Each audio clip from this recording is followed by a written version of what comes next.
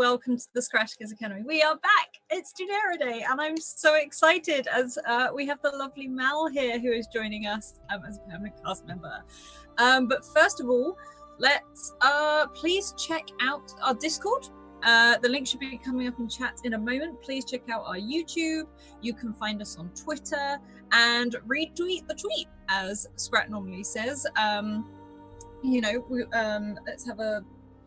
He's changed the thing today and now I've got all in a fuss and I can't remember what I'm supposed to say.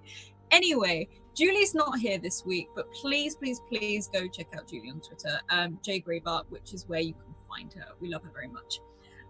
Otherwise, we've got some awesome sponsors in the form of the Deck of Many. You can go and check out their spell cards and stuff like that. They do some really amazing things. And also Mage Hand Press, whose system you can find me running.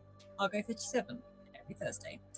Otherwise, let's hop round and say hi to everyone. And we're going to start with the lovely Jagon's Gold, as we do every week. Oh, hi.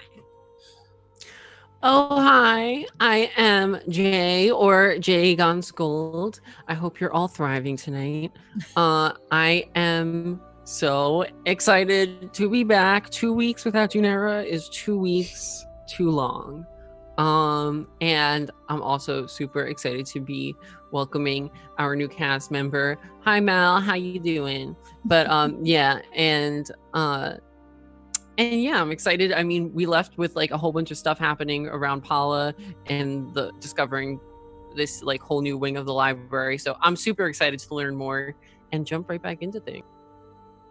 Awesome, thank you. Then we're going to hop down and say hi to the very lovely Tool School. Oh, hi. You're muted. Hi, I know how to do this. I'm muted and I'm short. Hi, I'm Tall Squall. I'll be playing Tolan Falk. I'm so excited to get back and meet a new character and all the things, and golly, stuff is happening and Tolan's freaking out and it's going to be great. Awesome, thank you. And last but certainly not least, our addition to the Dunera world, Mal. Oh, hi. Oh, hi, I am Mal. Yeah, I'm super excited to be here and let everyone slowly discover what Alice and I have thought about my character, Reese. Yeah, I'm so excited for this. Okay, so where we last left off was everyone was still sat at their new sort of friend's house. Paula and Tolan was still there. They were sat there. Now Tolan has just discovered that Paula is the daughter of Edric and Mal. We've also got Aggie, I think, snoozing in a chair with a glass of whiskey in one hand, and we've also met Rickard and Jonathan. Charlie and Tuva and Kamaka disappeared off down the beach to find some driftwood for the fire to keep it going. And we find ourselves on that beach that evening. It is evening and the sky is very, very dark, but it is dotted with stars, and you can see the moon, which is sort of casting this silvery glow over the ocean. The breeze itself is very fresh and very cool as we start moving into the later part of the year. The waves are sort of lapping up against the shore, and Reese, you have just about entered Carnan, and you found yourself walking along this beach as Astrid's paws sink into the sand, leaving these very deep set prints as she goes. Mal, would you like to describe your character and who their companion is? Yeah. Reese Black Ash is a man in his late 40s or 50s maybe. His long dark hair is streaked with red and gray. It's usually held back in a loose ponytail. His clothes are well worn but cared for, and they're a little out of date. He has a couple of scars on his face. I know I was being told that they're washed out right now. I'll fiddle with my lighting in a second. and with him is a large red-furred wolf named Astrid. Okay. And as you walk over the sand, Astrid is huge, like a dire wolf, sort of comes up to your waist. And Astrid is not an Inakwe. And you both start to walk down this beach, and it's oddly calming. And as you do so, you see a shadow further down the beach. Very, very tall. These huge antlers sort of stretching upwards, but there's no real detail there. And as you get closer and closer, it almost seems to become washed out, like it's fading. But it seems to be marking a point on the beach where you see a small child, all on their own, laying down in the sand. What would you like to do? I think Reese stops for a second and he puts his hand on Astrid's head. What can you tell? And you sort of see Astrid's nose sort of twitch, sniff the air. And there's not a growl, it's almost like a low rumble in her throat as an acknowledgement as she starts to pad over to this child that looks to be, you're not too sure if they've passed out or they're sleeping or something to that effect, but she seems to approach it fairly calmly. There is a very soft glow of red, and you see a small red panda Inakwe that too seems to be resting, but there's no one else in sight. I'm guessing from what I know as a viewer, this is Tuva. That is correct.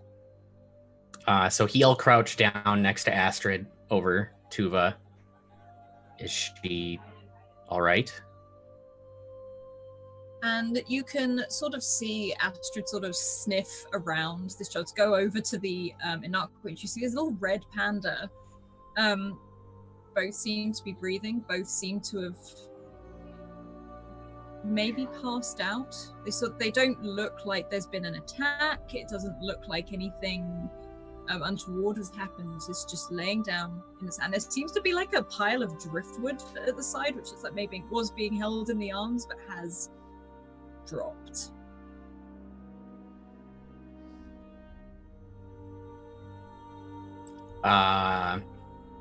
I think being new to Karnan and not knowing where to go, he'll probably just look around and kind of be like, "Hey, is there anyone I need to help? Anyone?"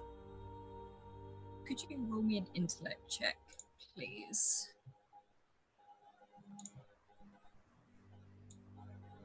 Okay.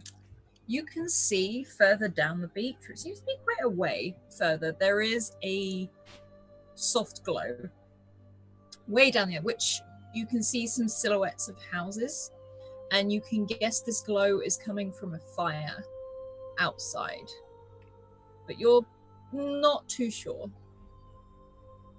There's no real detail on the house or anything. Having no other ideas, he'll carefully pick the girl up and make sure that the Inanakwais. So if the Inanakwais passed out too, does that mean I would have to carry that as well? It should drift. You do find that as you sort of scoop her up, it almost drifts alongside you as you walk. Okay. He very carefully scoops her up in both arms and carries her close to his chest, and we'll head towards the light source. Okay. You start walking, and as you do so, you see again out of the corner of your eye, almost out at sea now, that very tall silhouette with those tall antlers coming up. We are going to hop over to Tolan and Polla. What are you doing? At the moment, Aggie is snoozing in this chair. You can see that Jonathan has taken the whiskey out of her hand, although she probably would have dropped it by now. And you can see Rickard just sort of washing up some of the dishes and things like that. But Charlie hasn't been back for over an hour. Is there anything you would like to do? I think Tolan would have kind of drifted back inside, as he's not super comfortable with being outside, especially on this dark night and with the ocean, sort of the big wide open space in front of him. And he probably would have tried to find someplace, either a nook, or even if there was a hallway that he could sort of go down and around a corner to try to make a phone call. Okay. Yeah, no, you can definitely do it. You can see that by leaving through the kitchen, you go into the living room. The only sort of presence in there is, as you see George, that badger, sort of like waddle its way through back into the kitchen as it passes. But otherwise, you are in the room alone. Yeah, so he would sort of go over a corner and pull out his phone and unflip it and press the one button that he knows, which is to call Averick. Yeah, it rings a few times, and then you hear almost like a sleepy voice pick up. It's like, "Oh my God, are you using a phone?" Yes, you said I should. Is everything all right? Yes. It is. A little. We're down at a house on the coast. What? Okay, right. Some of the watchers came to Aggie's. They were wanting to take her to the church. There was 6 of them first, and then one, a blonde lady, woman, girl, who came and didn't force her way in, but she seemed quite determined. I tried to hold her off as best I could, but... Wait, Tolan. And you hear sort of like probably where something's been knocked over, like a lamp off of a nightstand as he sits upright. They didn't get it, right? No, that's why we're here, but I think we're going to need to leave Kanan. There seems to be history catching up with us in a way, but I don't think I can go without you coming along. Okay, Tolan, what are you talking about? Why do we need to leave Kanan? It's a long story. Did you know that Paula is... Did you know that Paula...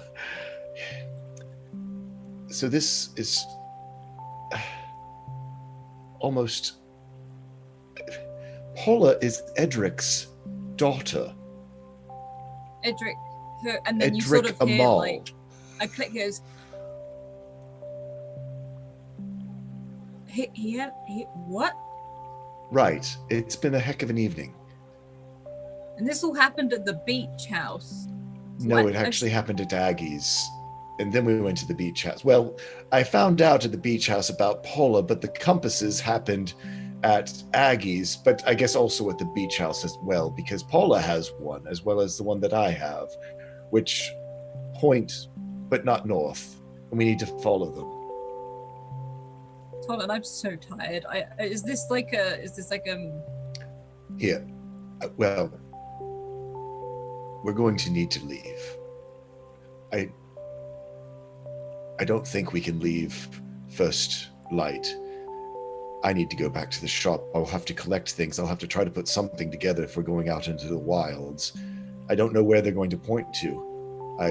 He sort of looks down at his. I mean, just the quick glance of whether it's pointing inland or out to sea for his. Yeah, this one seems to be pointing, I guess, out to sea, but more along the coast, as if like it's pointing Right, almost north. parallel. Yeah. Mm. I mean, do I know, is there more land to the direction it's pointing? Like that eventually there's more land down there? There is more land. It seems to be here on the coast. I don't have my maps to figure out exactly where it might pointing to, but I'm certainly not ready to travel with all what I have now. Tolan, I've got a coffee shop. I know you do. Wait, is there something that's threatening everything that's happening? What time is it? And you can hear like a sort of, again, a few more things knocked over as he's probably reaching for an alarm clock. He's like, it's 11 o'clock at night. Are you okay? Because so far you're telling me we have to leave the city. You're using a phone. And apparently Paula is Edric Amal's daughter. Yes. Right. Okay. I know that the idea was to live out the rest of our lives as basically and normally as we could. But I do think that I don't know what's at risk. But no, I'm not all right. I don't think Carnan is all right. I might have skipped over this part. The church abducted Tuva and somehow marked her the same way that the shadows marked Noah. And they're bringing in guns, crates of them, in through the tangle. And there's a pause and there's a little bit of silence. Look, I need to work out what I can leave and who I can get in charge of the coffee shop. Just give me tonight. I'm hoping we have all day tomorrow as well. But I think that we can't stay much longer. The church will certainly go to Aggie's. I hope they don't come to my shop. But I've got to go to the shop. I can't just, not that I can't just leave it. It's just I have no magic. I have no way to even protect myself unless I get some of my tools and inventions, the little bits and bobs of things that I have left. I don't want to ask you to do this. You know I don't. No, it's fine. Look, It's not really. It's not fine for me to ask. But I'm doing it anyway. You hear like a sort of like a exhale of air as he's like, look. I'm gonna go to sleep, and I'm gonna get up early and sort this out in the morning. You sort what you need to sort out, but you should probably keep everyone. Just get everyone prepared, get people to get their stuff and whatever's happening. If we leave, we don't even know if we're leaving yet. So just meet me at my shop at sundown tomorrow night. Yeah, I can do that. And you hear like a yawn sort of. Or you'll heal for me. I'll try to call on the phone if for some reason that's not the plan any longer. I don't know. Half of us aren't even here. They're out collecting firewood. Whatever. Okay. And go again, back to sleep. I'm gonna go back to sleep now, and I tell you what, I'll call you tomorrow morning. That sounds fine. Okay. And you can hit Clyde, get off. And I'm gonna roll it. And you almost hear his voice drift off. You hear the beep of a call ending, but you're guessing either Clyde's jumped on it or Averick has fallen asleep. Gotcha. And you stand there in this living room. That badger sort of wanders back past one of the sofas. It's like it's doing laps of the house, almost like it's gardening. Mm-hmm. And Paula, what are you doing? Paula is definitely still sitting outside by the fire, probing Ricard with all these questions that she has about her recent discovery.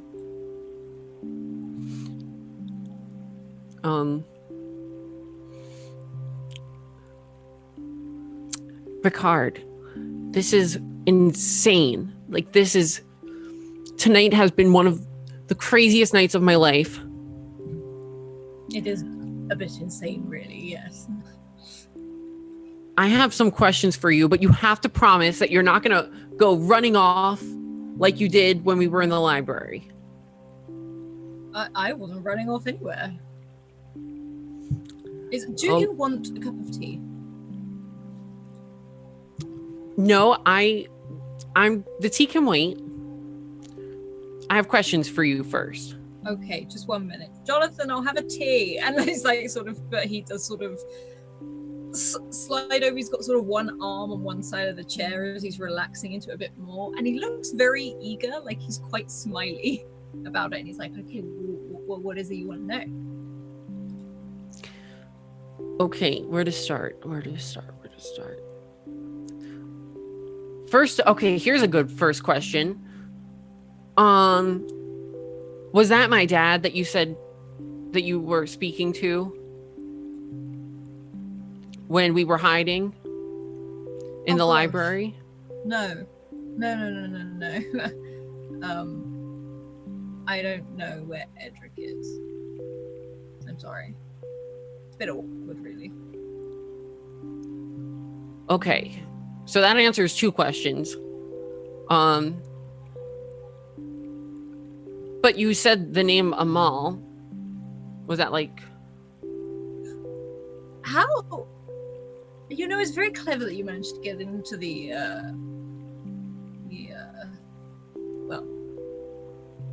our little secret library, I think I heard you would call it. What did you think of it?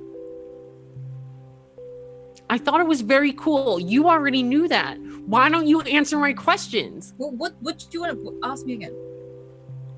He seems quite flustered. It's more than anything not avoiding, but like overexcited. Who did you call Amal? I am Amal. And he sort of laughs, sort of taking the tea off of Jonathan, who walks past. And sort of sips this tea as this huge tortoise sort of like lumbers its way in. Okay. If you're Amal and my dad's Amal, then, I mean, I guess like sometimes by coincidence people share last names and whatnot. But I feel like that would... Yes, I am your uncle. Yes, I'm sorry. I've realized I missed out a very vital part of this conversation. I'm sorry. I do that a lot. That was very vital, Ricard. I'm sorry. And you can hear Jonathan sort of chuckle at the back, and he's always doing this, moving some bits around in the kitchen. Sorry. I'm not great at this. Paula like leans in closer, like she's like inspecting his face to see if there are resemblances. Yeah, he leans in, if anything, doing something very similar. I mean, I've got ID if you want to check it. No, I believe you. Yeah, nice hair. Thank you. And he sort of like pushes it slightly back where some of it's fallen out of place. Okay, so it's a couple of questions answered. What is that song on the blackboard? Oh God, I don't know.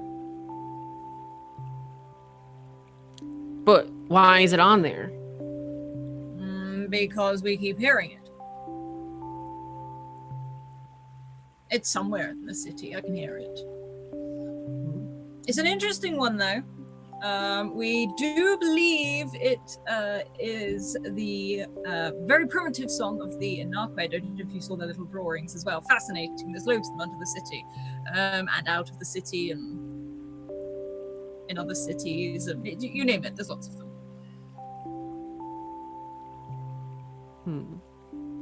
What is the rock thing that I touched and then I heard a wolf howling and it didn't feel good?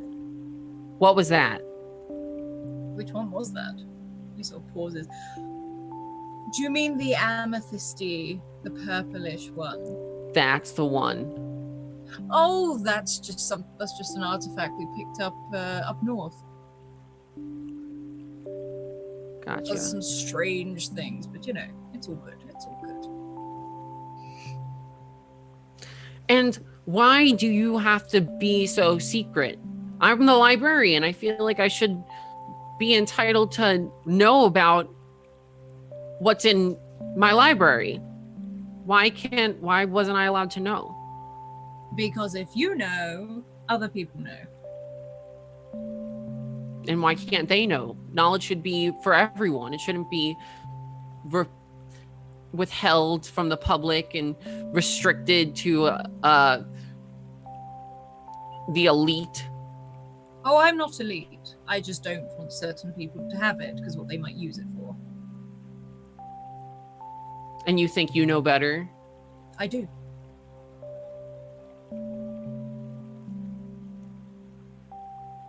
I don't know how I feel about your philosophy on this sharing and spread of knowledge. I mean, you found it, didn't you? I did, by dumb luck. Was it dumb luck, though? You know where to look. Because I saw you walking out of it because I happened to crash through a window while riding in the arms of Matthias. Who is sort of raises his hand at the back by the kitchen and then moves back again. Well, your Matthias, as you called him, wasn't it? Yes, he may have crashed you through that very beautiful window that we need to replace again. But didn't you find the little symbol of the kestrel on the book? I did. So you did find your way in. Just because you saw the entrance doesn't mean you could open it. But you did. What's this with the kestrel? That I had a neck. Yes, come on. It's like, oh God, what has she taught you? Okay, so your father's Inakwe was a kestrel. He set that thing up. It's been there for years and years, but he's the one who gave it all the security. We couldn't have people just wandering in there and taking out information. Could be dangerous. We would collect things from all over. Well, I didn't. I'm not a great traveler, you see. I get seasick. But your father was. So he would bring things back and we would record them and analyze them, you name it. You know, you sound an awful lot like the church with your secrets. I'm keeping the secrets from the church. And the church are keeping secrets from everyone else. And we're all going to just keep keeping secrets until we all explode or, I don't know, the trams fall up. Would you rather me take all the information I have, walk up and knock on the church's door and throw it into their arms and wonder what it is they're doing? No. But you're right. I think people should have the knowledge. I think they should know what's going on. But once we find out exactly what it is, there's no point worrying people and causing a kerfuffle. There's enough of that in Kanan as it is. And that's exactly what the church said when I pointed out their false reporting in the newspapers. You see, Yes. you're just... But like, I'm not false reporting. You're all the same. And he smiles. In some ways, yes. In some ways, very much so, yes. But... And he sort of pauses. I'm researching they're using. They stole something from us a long time ago, and now look at the problem we're in.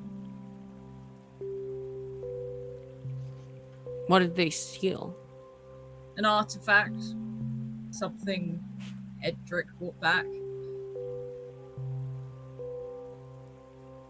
I have my suspicions as to what it's been used for, but I can't confirm anything either because I'm not allowed in the church. That was why Edric was able to get things from within. Do you think they're causing all this? Oh gosh, yes, don't you? I mean, the artifacts. Well, the church have always had an interest in artifacts, how they can use them, how they can better the world, I think is what they called it. And since they stole that artifact from us, these things have started showing up. The shadow monsters? Yes.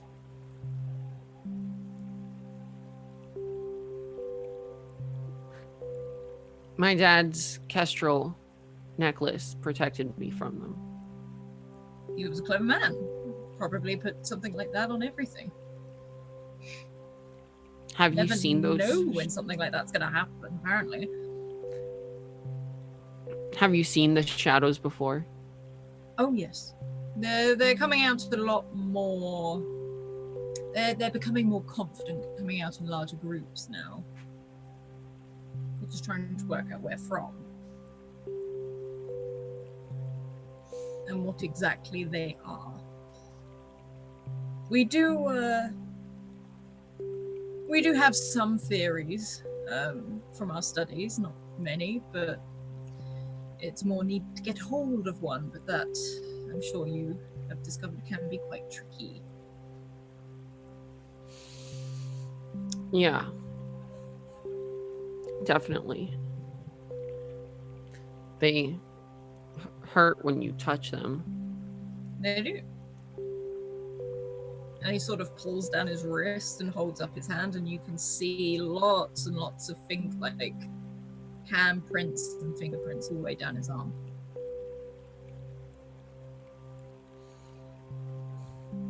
I think a lot of people in Karnan have those scars now. Probably. I'm trying to prevent any more, but I need to find out where they're from, I need to find out what they are, and if my theory is correct, how they are made. Yeah. I feel like that's definitely a priority. So, what now? I mean, we have to, there's so much to do. I mean, we have to clear the shadow monsters. We have to find my dad. We have to stop the church from whatever they're doing. We have to make sure, the deacon's okay still. Well, first of all, I'm going to drink my tea, and then I'm going to have a good old think on what to do next. And you have the compass, don't you? Didn't you pick it up? Because your friend has one as well. Yeah, I mean, yeah, I have the compass. Yeah, no, it's well, work it. He sort of reaches out and gives you like that pat on the shoulder, like a really awkward pat, like it's okay, we're gonna work it out. And Paula turns away and so frustrated with this guy and walks back inside. You get a real feel that he is socially awkward. He doesn't interact a lot with other people. And could you roll me in fact, if you're turning and walking back in, Tolan, could you roll me an intellect check, please? Okay. Intellect check. Is this anything that would be it's perceivable. I don't have perception. And luckily I'm not focused, otherwise I'm untrained in perception. So That's an 11 for me. You are stood in this living room, and again, there's very much a huge window on one side of the walls looking out over the sea, very much like in a kitchen. And out of the corner of your eye, for a moment, you think you see one of those tall creatures, the 8-foot tall with the antlers going up, but it seems more like a shadow. And as it moves, you can hear that clack of seashells, almost like a low song. But it starts to disjoint and morph and fall down and change shape, almost like a shadow, before almost completely disappearing. And in its place, walking past the window, is a huge red wolf. Absolutely huge. And there is a man walking very slowly behind it. And this wolf seems to come up to his waist, if not a bit higher, a very coppery color. And you see in this man's arms what looks like Tuva. Asleep, maybe. Tolan, sort of still putting the phone away, and probably is just sat down somewhere with his back against the wall, just trying to gather himself, and looks up and sees this.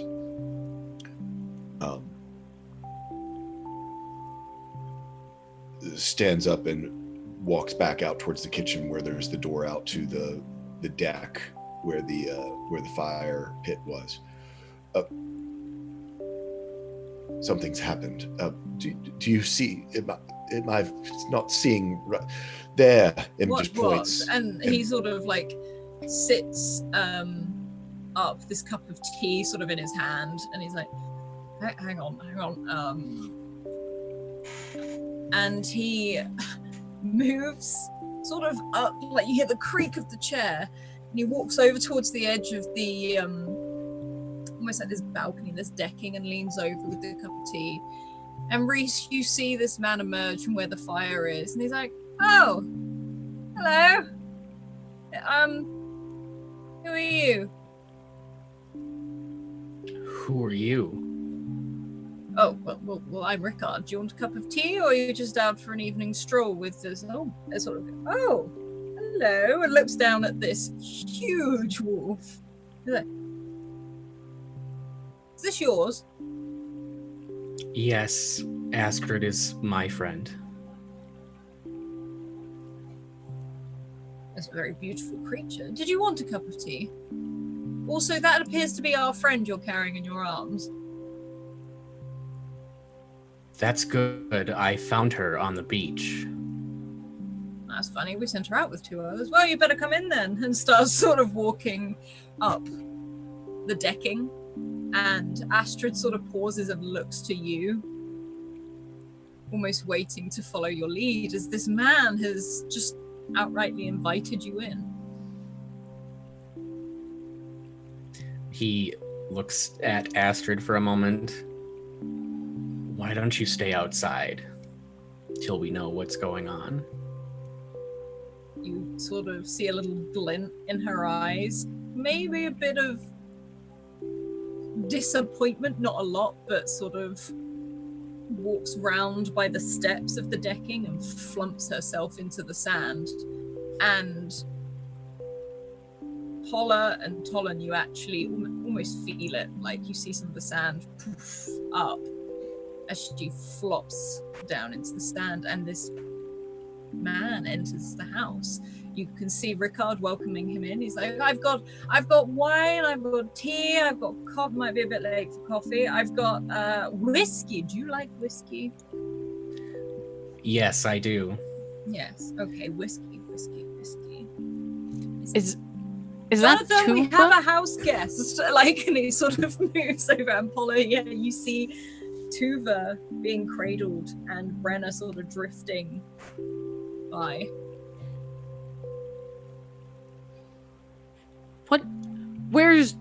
What happened to her? What did you do with Charlie and Kamaka? I don't know who those are. She was lying on the beach alone. That can't be good. You sort of That's hear not- Rickard. Right. They were collecting firewood. Oh, that explains the driftwood she had. She was alone, though. There was not two adults with her. Just her and the Inanakwai. That's I don't trust this guy, Talon. well, he's brought back Tuva, so that can't be. I mean, he could have not brought her, so that's certainly earns a little bit of trust, Paula. But it is certainly odd that our two friends are now missing, and Kamaka was certainly not dressed to spend the night out in the weather. Would you like to take her? On the couch, I guess, yes. Rick, I'm sorry about the sand, but we probably should put her down somewhere. Get her comfortable. As soon as he says the couch, he takes her without another word. Yeah, you can walk into the room next door and you just see a couch there between them, and you can slowly place her down. Yeah, it's obvious to everyone that he's very gentle with her, and unless he finds a blanket nearby, he'll take off his coat to cover her. Mm-hmm. As you do, and sort of almost tuck it round her, Rickard walks over with a glass. He's like, "Whiskey." Thanks. And he just downs the whole thing. Oh well, I guess I better get the bottle. And he sort of walks back off into the kitchen. But Jonathan walks in. This man with very sort of very dark hair, sort of stubble around his chin, sleeves rolled up on his shirt. And he's like, "Please take a seat, and your friend is very welcome in here as well, as long as She'll behave." And he just gives a whistle that she can hear. You can hear the creak of the floorboards on this platform as this huge wolf pads in through the kitchen. Aggie does not wake up as this thing sort of just strolls past her and goes and sits very upright next to Reese. Tolan, just because he's Tolan, to Jonathan or Rickard, whoever's close, just to be clear, he's not really with us. He just apparently found Tuva on the beach. Yes, but he found her, didn't he? I agreed. Hello, what was your name, sir?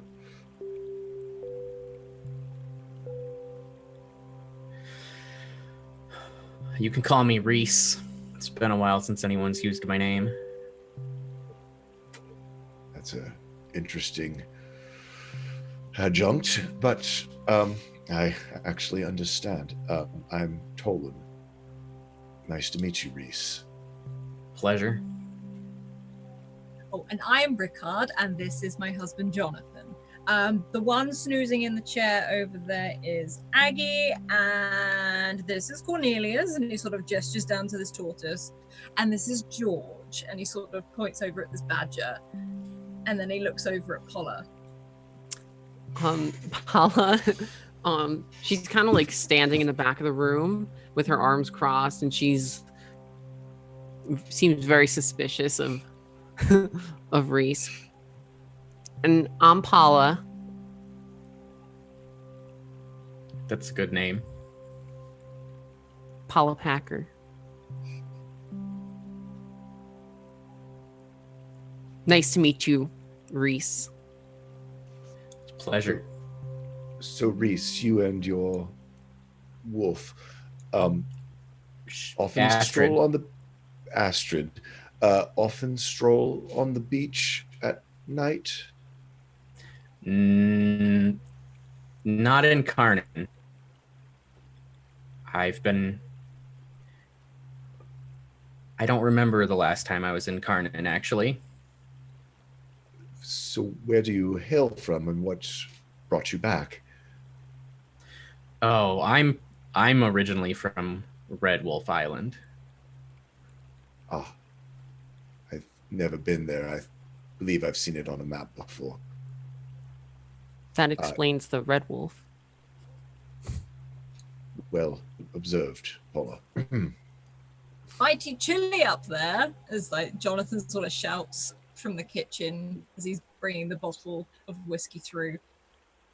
We'll leave Aggie out here. Just put a blanket over her for now. Don't wake her for the wrath to come after you. So what brought you back to Kanan, Reese and Astrid? Just been out in the world a while and needed some civilization. And this wolf just sort of exhales slowly as you say that, and then actually moves and pads over towards where Tuva is and sort of almost settles kind of protectively in front of the couch rather than beside it. It's fortuitous, perhaps, that you've arrived. Certainly for our friend Tuva, it seems as though we might be journeying out back into the wilderness soon. You can see Tolan just kind of blanches at that thought and probably sits back down on the least comfortable chair in the room. I think if he's looking at Reese, there's the flicker of enjoyment of just the thought of being outside again.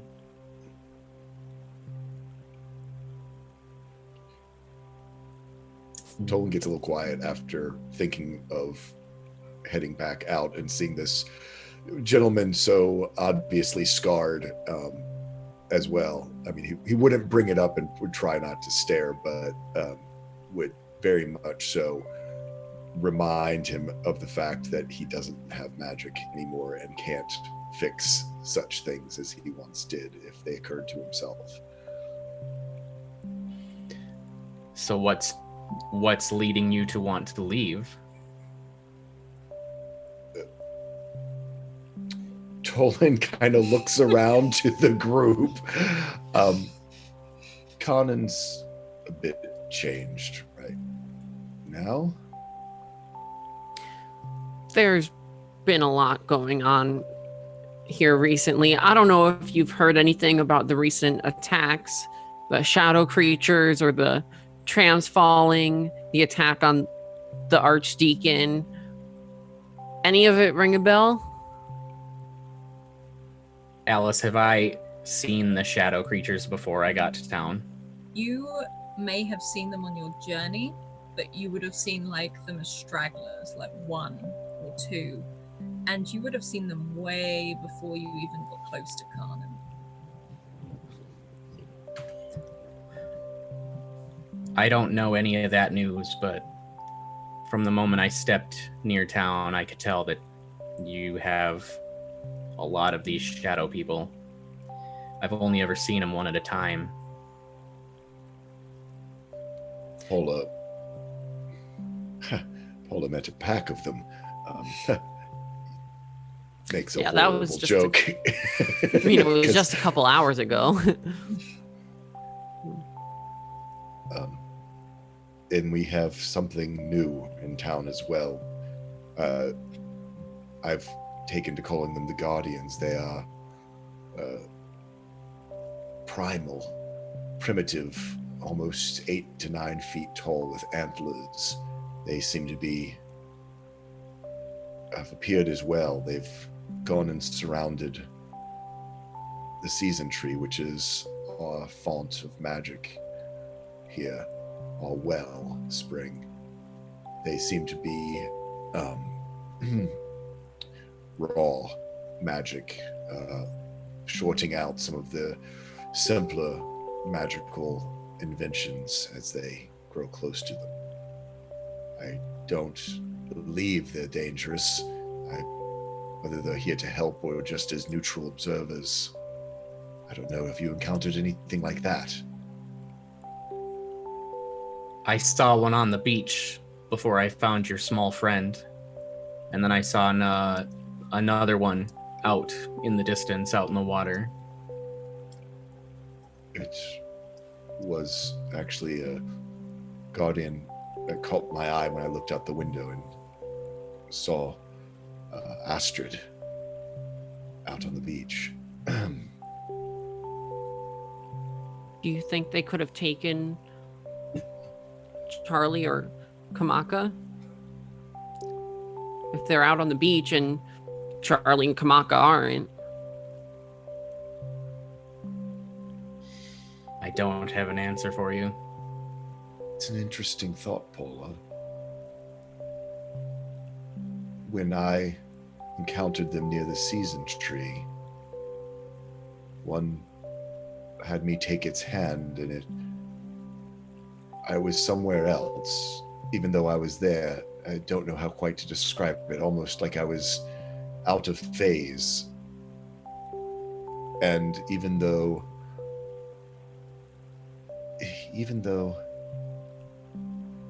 everyone else passed very close, they said they didn't see me at all.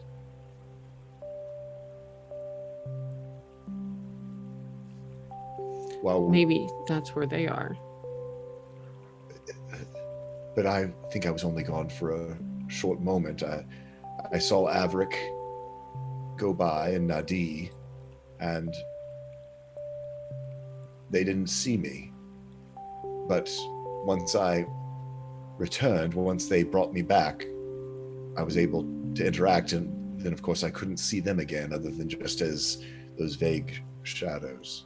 Before we get too far, because I don't want Alice to not know what we've done. Hey! Okay, how much do we all love Reese already? It's so cool. And I love the giant wolf. Oh my god. Giant wolves are like the key to anyone's heart, really. I mean, anyone who's anyone. Truly. It's like I have my wolf of the hour thing on Twitter that I follow, and it's like there was actually a couple red wolves on today. So very, very cool. Okay, lots of mysteries. This is going to be crazy. We've got Charlie missing now as well. We were just saying how much we love Reese.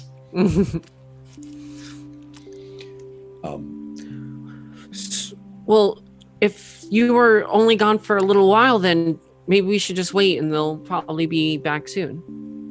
Like I said, I was just a bit out of phase. I don't know if it was the limit of their power or the limit of what they wanted to show me, or there was a part of me that knew I couldn't stay there and tried to return, but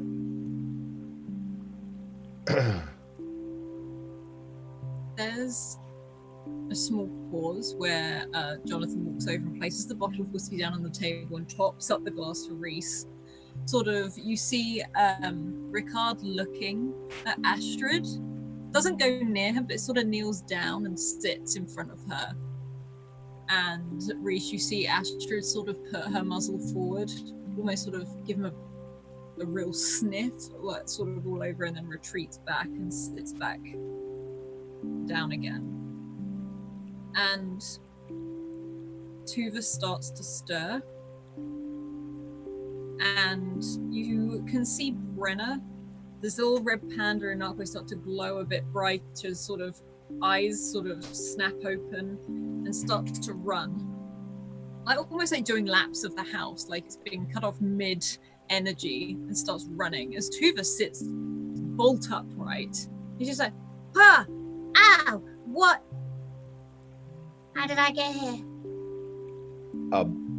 Reese and Astrid. Who are you? Whoa, that's a big dog. like it sort of shuffles down to the other end of the sofa briefly, but at the same time you can tell she's pretty fascinated, sort of almost like the top half of her body's leaning to look over at this dog that is this wolf that is effectively the same length as the couch. I was on the beach, and now I'm here. And you can see she's sort of processing thoughts. Like, those things they took my uncle. They took Uncle Kamaka away. The The dark shadows or the tall, No, the things with the with the And she antlers, starts like gesturing. the guardians? Yeah, then they just took him away. He took their hand and then he poof. I assume that's probably what it looked like. I took the creature's hand when I went with them. But you came back, right? I did. It's a strange place, though. I don't know if time works the same. I don't know what it is. I can say this, I never felt that I was in danger, but I don't know how long it might be before he comes back. Do you know what happened to Charlie? And she pauses, sort of sitting upright. She gives a definite scan across the room, sort of settling on Reese briefly, and then on Astrid. Someone called out our names. And then she sort of winces. my head really hurt, and I started to get like a really bad headache, and so did Charlie. And then my vision blurred, and I couldn't see anything. And Brenna felt like laid down and wasn't waking up, and then my chest hurt, and my arms hurt, and my legs hurt, and she's like, and my feet hurt, and starts like literally listing every single part. It's like, and then I just hurt, and I don't remember anything else other than waking up on this sofa next to that really big wolf. Do you remember? Was it a woman's voice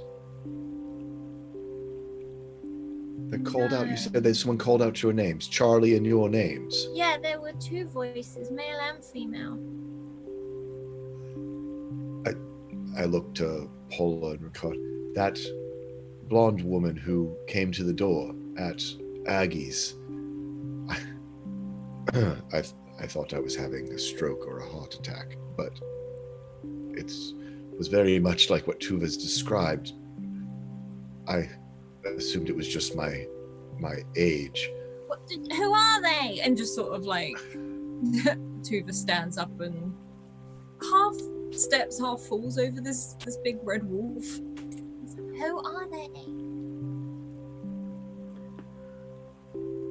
Talon, are you trying to say that you think Charlie was kidnapped by the church? Yes. They asked specifically for her at Aggie's door. Well, shit. Shit indeed. Oh, sorry, Tuva. It's okay, Mum swears all the time. That's right, she's a chef. Makes sense. So, okay, so now we have to rescue two people from the church. The deacon and Charlie. Are we sure the deacon's not a part of this? I know I'm not the best person. The deacon and I have a lot of history. I know, Talon, but people change sometimes, and I mean, it's not like he volunteered himself to get stabbed up on that stage. I sort of look over to Matthias. And he's more watching the conversation. He doesn't look sad, but he does look concerned. And he's sort of taking everything in and just listening. Reese, do you have a church?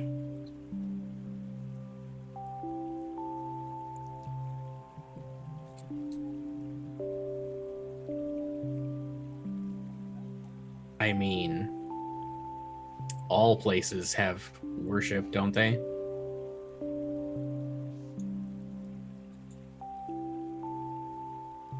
Well, I don't know that every church is like ours. I mean, Kamaka said the ones in the Summer Isles are.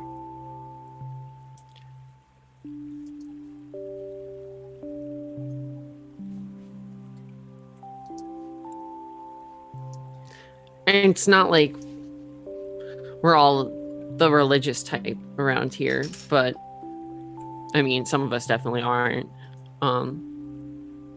But they're just there. We're more of worship to magic and the earth than whatever your church might be. Speaking of, Tolan, you said something about the guardians affecting magic here? Yes, when they were in the city, many of the things, some of the light globes and other magical powered inventions would short out as they would pass by, as though they were overloading, as though they had gotten a surge in power that blew them apart in some cases. I don't know what's happening, but the magic here in Karnan is not as intense as Red Wolf Island.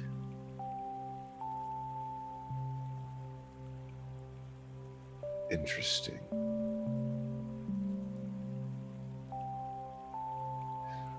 Can you do magic? No. Same. And Paul puts up like a pen, like a fist. Like, He'll reciprocate. And Tuva's sort of sat there looking around. Is like, oh, what are we gonna do? We need to find Uncle Kamaka, and we need to find Charlie. We need to protect Aggie. and we need to stop the shadows. That's for. And follow the compasses. But I think it's all connected. The shadows, this invention. I assume I overheard that, yes, about the artifact that was stolen. Yeah. This artifact was stolen. How long ago was this, Jonathan? Or, I'm sorry, was it Jonathan or was it Rickard who was talking about the artifact? Rickard was sort of, sort of looks up from the whiskey after, is still watching this wolf, watching Astrid move. Sorry, what? The artifact that you said that was stolen that Edric had brought back. How long ago? I'd say about 28 years ago. 28 Roughly. years ago. Oh yes, no, it's been a while. Oh, okay. Trying to infiltrate the church, it's very, very difficult. You've been trying for 28 years. Well, I haven't personally. I've tried to be in there, got kicked out many a time. You can't walk in there when they know you're Edric Amal's brother. Well, you can't walk in there when you're Tolan Falk either.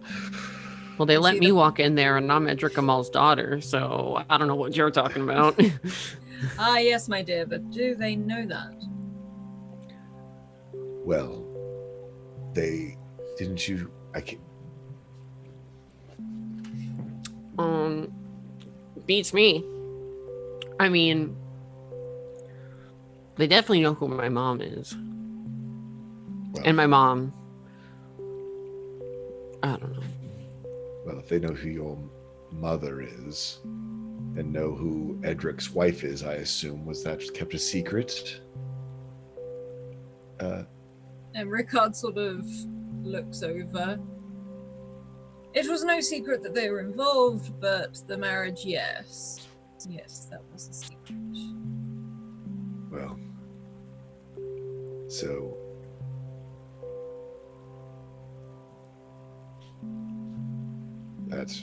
they might know now. It would be wise to assume so. Probably want to keep your distance a little bit. Then again, your friend Charlie sounds like may have got themselves in a little bit of a pickle with the church. Oh boy.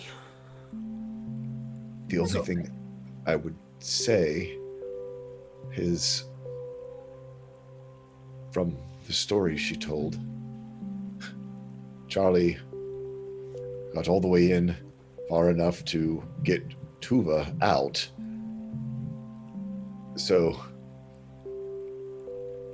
well, part of me thinks that we should try to find some way to go get her. Perhaps,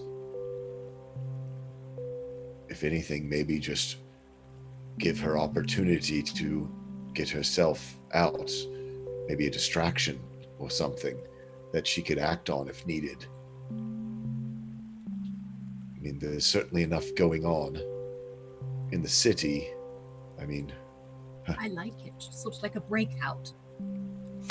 Before we take this plan any further, Reese, if you're just here on vacation, we're probably not the kind of people you want to be hanging around, because we have a lot of enemies, it seems. So, you could leave now and we could pretend that you were never here. And, we'll just be like, poof. You can go and enjoy the rest of your trip and see all the sights in Karnan. I can recommend some great restaurants. There's a bakery not far from the university I could recommend. Also, Jin's Noodles, great place. But, if you... all this, there's no pressure or anything. It's a lot. I think he just puts both feet on the floor and stands up and starts to walk away out towards the deck as they all are like, you should maybe not be here. And you hear a voice from the side of the table as Astrid starts to rise. You hear that creak on the floorboards. And Rickard pauses. But it's obvious he's supposed to be here. Look, this. You haven't seen it. And he sort of pauses and he disappears into one of the rooms. And Jonathan sort of almost rolls his eyes a little bit, like, I'm really sorry he does this. And Rickard soon returns with something it's in a box. Quite a large wooden box. Looks like it's fairly homemade. And he sits it down on the table and looks over at Reese. Do you want to see? What is it? He sort of pauses. A very old drawing. A painting, when they used to paint and draw on the rocks to tell a story. I think he smiles a bit and walks over to the box to open it. You're from Red Wolf Island. Yes. That is an amazing place. Now, something tells me I have heard of people having companionships with the Red Wolves. However, I thought this was a story. Something that, myth. I don't know. I haven't been there ever. And he sort of lets you open the box, and as you do, it looks like a huge piece of rock that has maybe been chiseled out of somewhere and painted in very primitive, just 2 colors, 3 colors even, in red, black, and white, are an image of a man, like a silhouette, walking. In front of it is a huge red wolf, and in front of that, in white, is this tall creature with antlers, arm outstretched and pointing to a tree. And Rickard sits down in front of you. What do you make of that?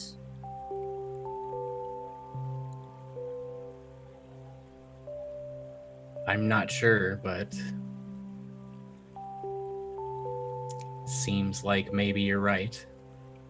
But it gets more interesting. And he sort of moves over and pulls a book out as well and lays it down. This is only part of it. This is why the church steal things. They don't want you to see everything. That's what they do. And he opens up this section of book. He flicks through a couple of pages here and there. He's like, no, is it page 104? No. And starts like flicking through. Jonathan rolling his eyes once more. And he goes, there it is, and turns it round. And you can see a sketch of this rock from in front of you. But the drawing is more complete. In very, very primitive fashion. And there is what looks to be like almost crudely drawn mountains. A blue and sort of red, almost like it's trying to be purple, sort of shimmer in the sky. And two red wolves sit either side of what looks just like a perfectly drawn circle. I don't know, I find it interesting.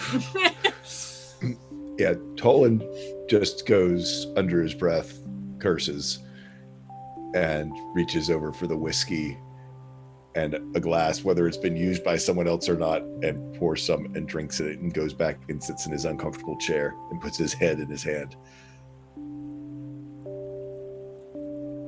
So what is it then? Oh, I've got no idea. But they found it. It's, if I may, I think it's a story. A story as old as time itself, but that really has yet to be written.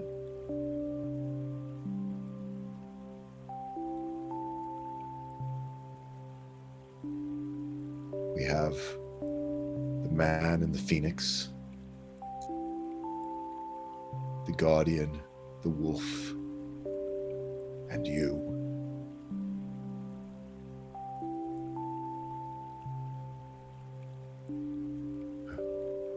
I'm starting to wonder if we've always thought it was a phoenix.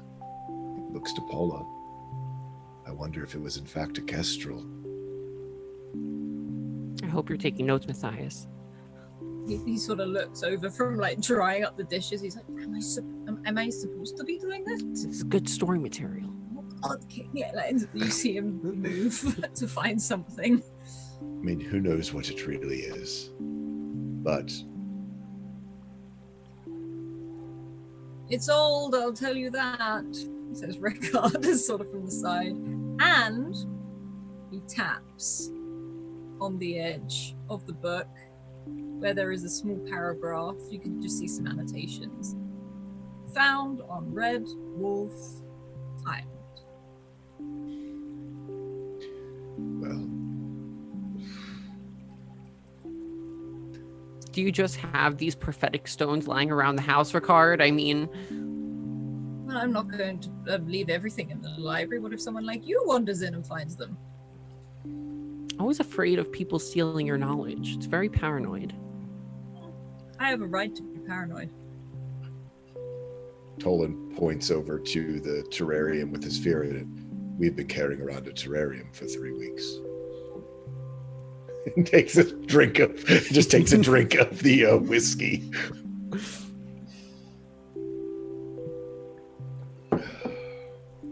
And Reese, could you roll an intellect check for me, please? Sure, I'll spend an advantage because I inherited a bunch of stuff. Okay. Ooh, nice. Okay. On that, you sort of cast your eyes over this book. And there's something that isn't in the book that's on the stone. And it looks to be some form of old writing. And it's not a language that you can necessarily read fully. But you recognize it. You've seen sort of similar patterns more than the actual letters itself.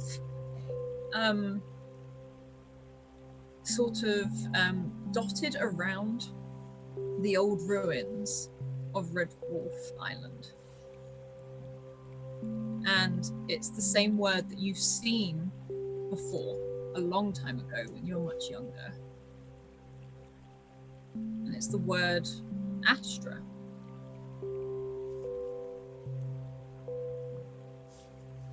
And it sits on the rock. It's almost like it's where because there's bits of cracks have sort of appeared in this rock as it is so old. It looks like it's being kept in this box purely to contain it and make sure it's okay.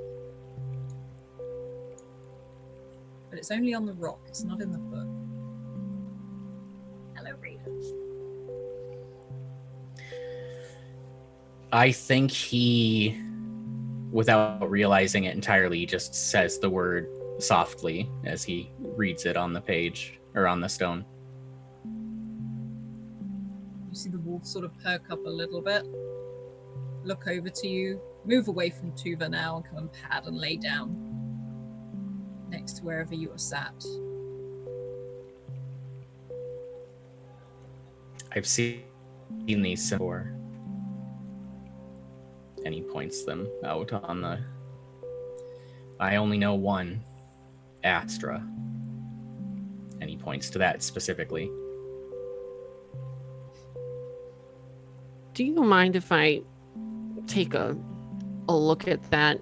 You know, I spend a lot of time around books, and so I've picked up a language or two in my time, and I mean, sometimes I can just like figure things out with context clues. So, you know, if you mind if I just... And she'll just kind of like step up forward to take a look at these words. Roll for me. So can I use an ability, a special ability called Decipher? Mm-hmm. If you spend 1 minute examining a piece of writing or code in a language you do not understand, you can make an intellect roll of difficulty 3 or higher based on the complexity to get the gist of the message. Action to initiate. Yes, go for it. So it'd just be a straight intellect roll? Yeah, roll a straight intellect and I'll do it from there. Okay. I'm actually going to use my auto success. Okay. Whilst Paula is sort of pondering over this for a few minutes, Tolan, you can see Aggie stirring. She doesn't seem to be waking up, but she's definitely, like, if anything, she's pulling the blankets up. It's probably getting a little bit cold for her out there. And your phone does buzz. And there is a text message from Averick. And it just says, "Come to Bruin Bindings." That's it, nothing else. Right now, after I'd heard him go back to sleep.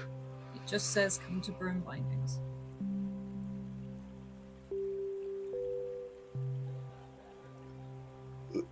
Well, that's odd.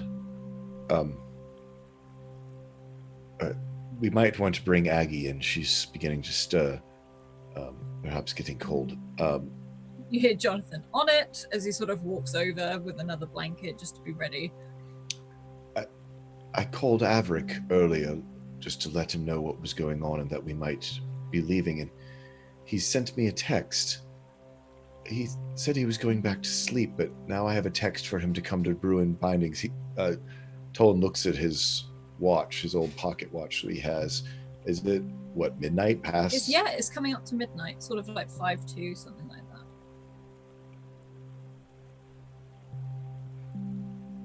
I find this a bit strange. But I also, I mean, he might need help. I guess I need to go.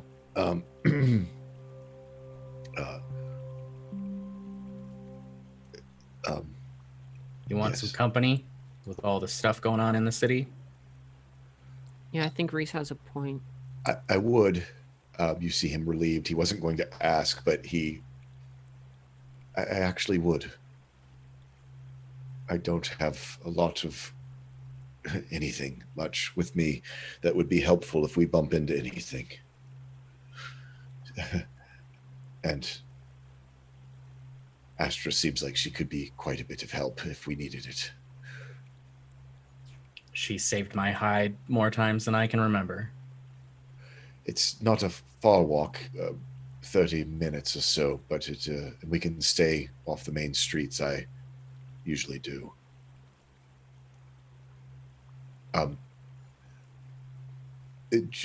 Jonathan, if you have Aggie, keep her safe here. She's probably going to be angry if she wakes up and finds that we've left. We will try to come back. Yes, of course. It's all fine. It's all good. It's all fine. Let her know we went to Brew and Bindings. If we're late, I might go and stay back at my shop. I was planning on heading there tomorrow anyway. Of course. You're very welcome here. We have beds that people can sleep in and use. It's all good. Thank you for all your understanding. And the door won't squeak, hopefully. Trying to act as though he's done something helpful this evening. He sort of gives you a bit of a smile and a friendly nod. And Tolan starts his normal routine of patting down his pockets and collecting his hat, putting up his collar, and taking a deep breath to then step out the door. Shall we go now? He's kind of drifting like he's ready to go.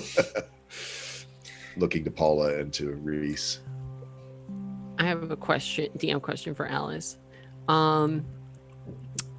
Would I need more time to decipher, or do you think I have figured it out? You literally have just a few more minutes, and you can see them.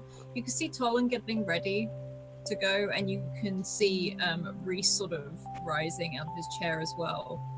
When it's strange as you decipher this word, it's almost like you can read it in your own tongue. Like it's like the letters almost emerge in front of you. And the word you read is gateway.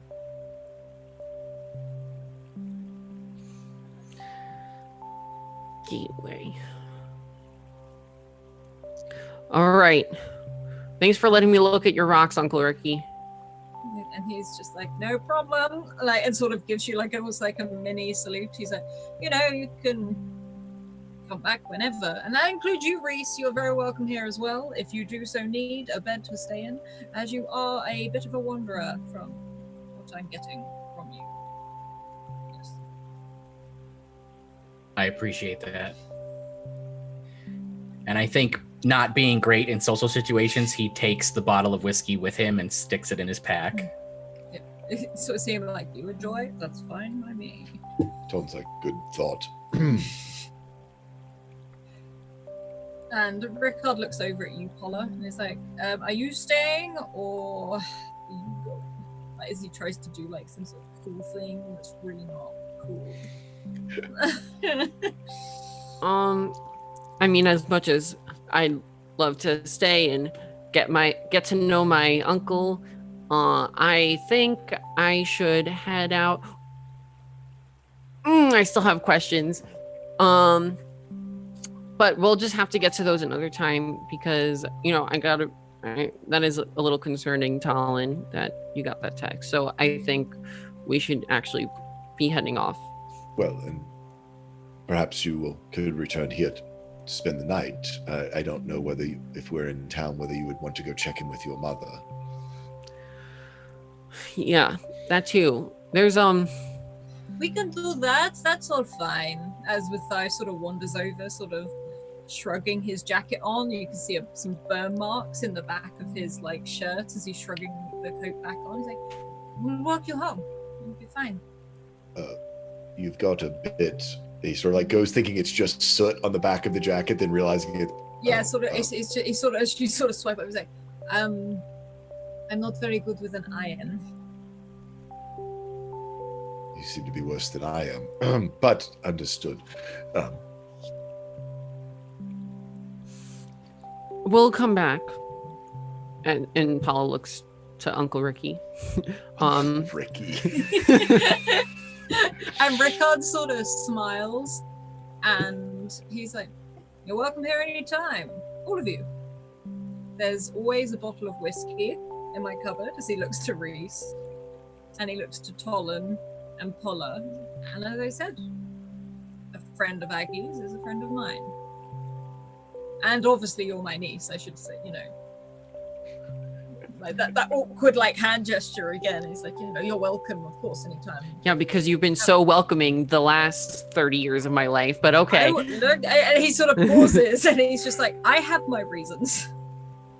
I'm sure you do. We have other business to attend to. We'll catch up another time. Paula will throw her coat on as well. "Tell your mother I said hello."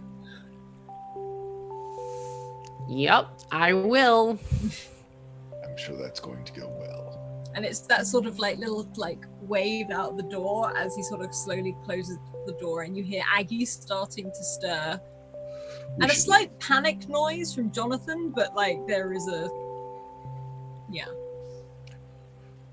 Before we left, Reese would have stopped in front of Tuva and crouched down and just been, "I'm glad you're all right, little one." And she sort of smiles at you. He's like, Thank you for carrying me off the beach. And then he'll follow the others out. and she's like, "Bye!"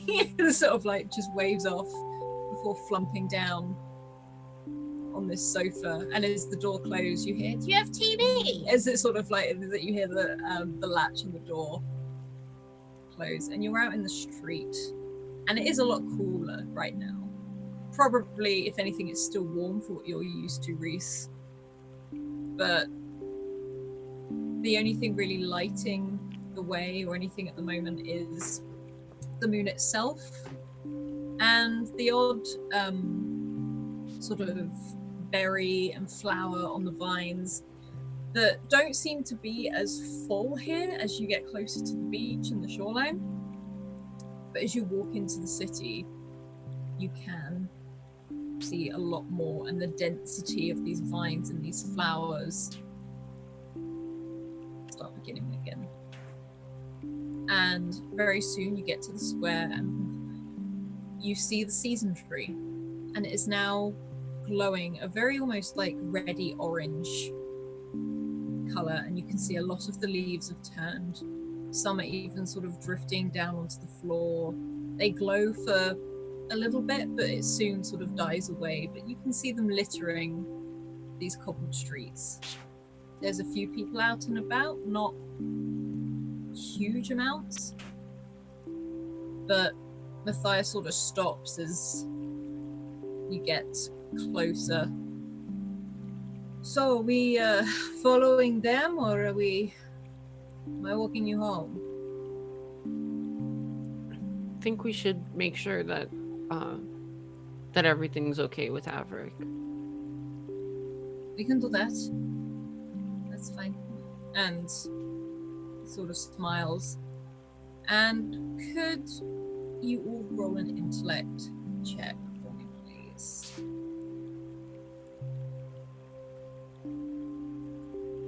Seven. I accidentally Okay. spent effort, but yes, a 7. Okay. On a 7, you think you hear something. Footsteps, but on a 7 you can't quite see what it is.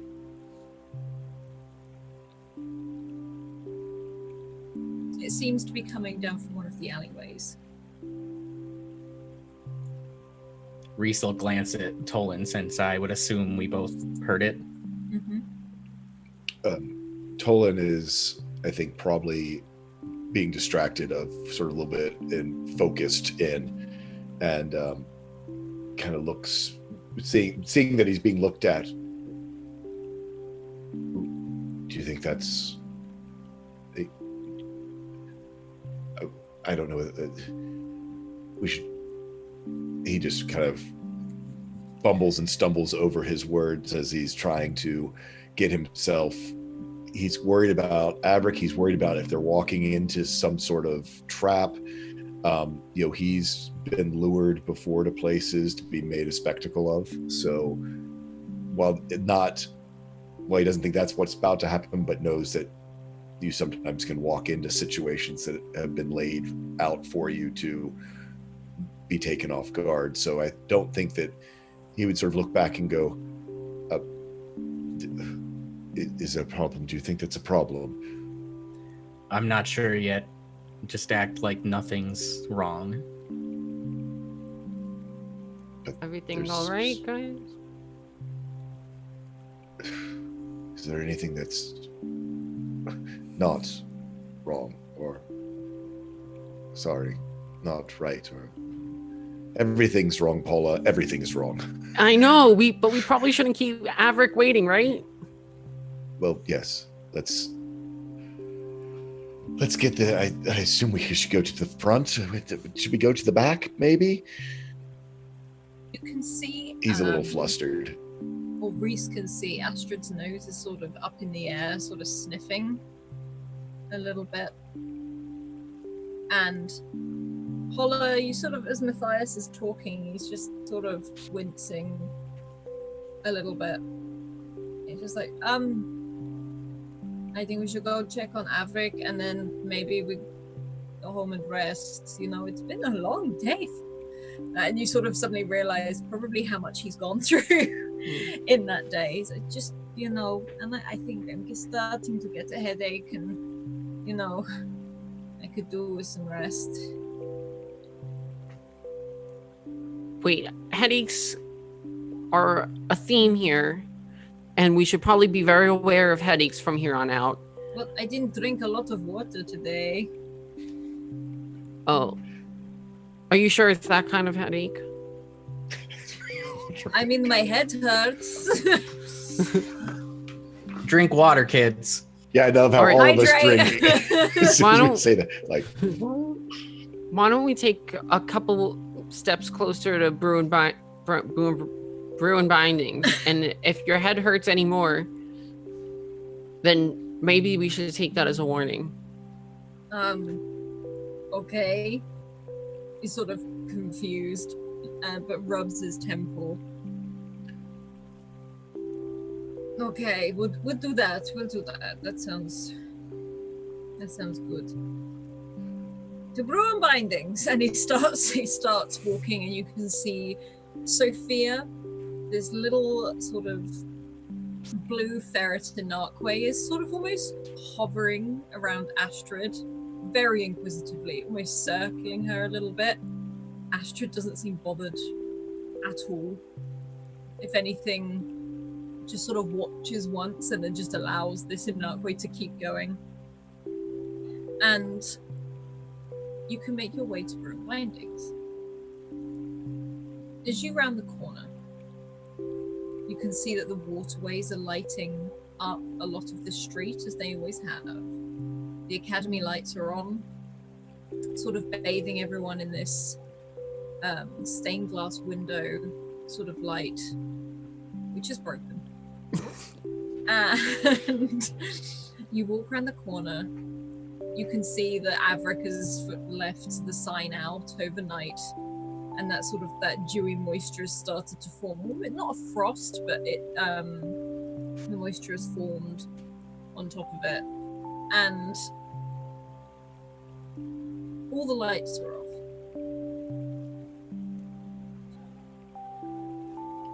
How do you feel, Matthias? I mean, I feel pretty good, actually. I mean, I've still got the lingering headache, but it's not got any worse. Nothing a glass of water can't fix, right? I have keys. I can let us in, and we can get you some water inside. He goes up to the door and starts undoing the locks if they're still locked. Yeah, it's locked. You can hear all the clicks and the clacks and the latches and everything. All of Averick's locks that seem to be switching out and moving. Yeah. And you can open the door. You hear that thing. You hear the bell go. Oh, yeah. And Averick? There doesn't seem to be a response, but you also know he can be a pretty heavy sleeper. but he texted. Tolan's gonna all but just go straight up the stairs. Okay. What are Reese and Paula doing as they walk in? You see Matthias walk straight round to the side of the bar and start just turning the tap on to get some water. And he's like, would it be rude if I made tea? Do you think? No, it's probably fine. And I'm like, going to get a cup or something for him to drink out of. And you see this as normal. Reese, for the first time, you see this wall of just different teas and coffees and all these different things. Matthias sort of leans over and he goes, I know they're gonna be here somewhere. And you hear like a clang, and this tin of biscuits comes up on the top. And it's like, here they are. And it's full of these what look like gingerbread shaped animal biscuits. And Matthias looks over to you, like, what can I get you, friend? You get you like tea, coffee? Do you drink tea and coffee? Water? Reese stops and kind of lurks in the doorway, and I'm fine, thanks. Okay, what about for your friend Astrid? Do you like a bowl of water, or am I going to upset her like that? I don't want to get on her bad side, you know? And you can see Astrid almost looks a little bit pleased with herself. She sits up right next to you, Reese. She's been good. You can give her one of those biscuits. Okay, I'll give you a biscuit. And you sort of sees her approach Astrid, like very outreached arm. And her nose twitches and sniffs this biscuit. And there's a quick moment where she snaps up and Matthias drops the biscuit, and you can hear that crunch as she sort of chomps like very happily through this. And he's like, oh, she's got big teeth. Very big teeth. How did you two, come about, as it were? And also, are you just going to stand in the doorway?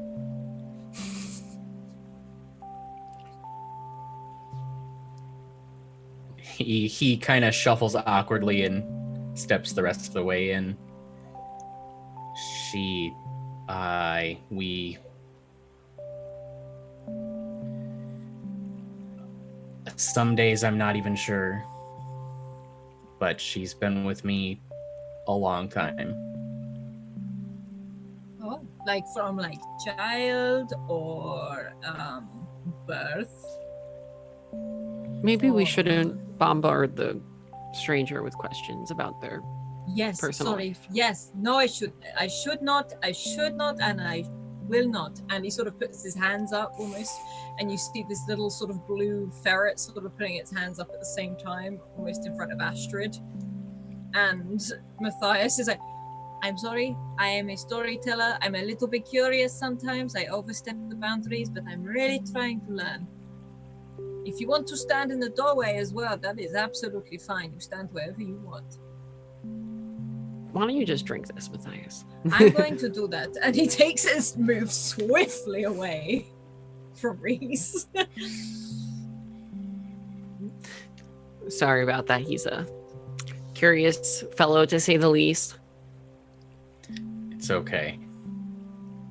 It's just, I'm not used to people anymore. Sounds like you've been alone for a long time. Yep, me and Astrid. How long was that journey?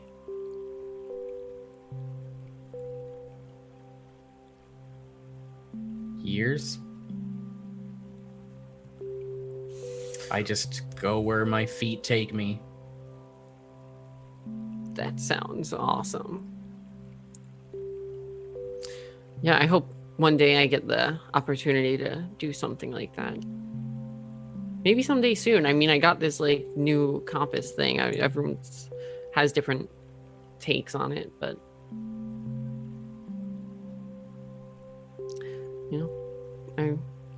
there's a lot to see out there, and I kind of want to see it all. That's how I got started. Well, it sounds like we have a lot in common, Reese. And now you have a new friend to like document all your stories and everything. I mean, that's,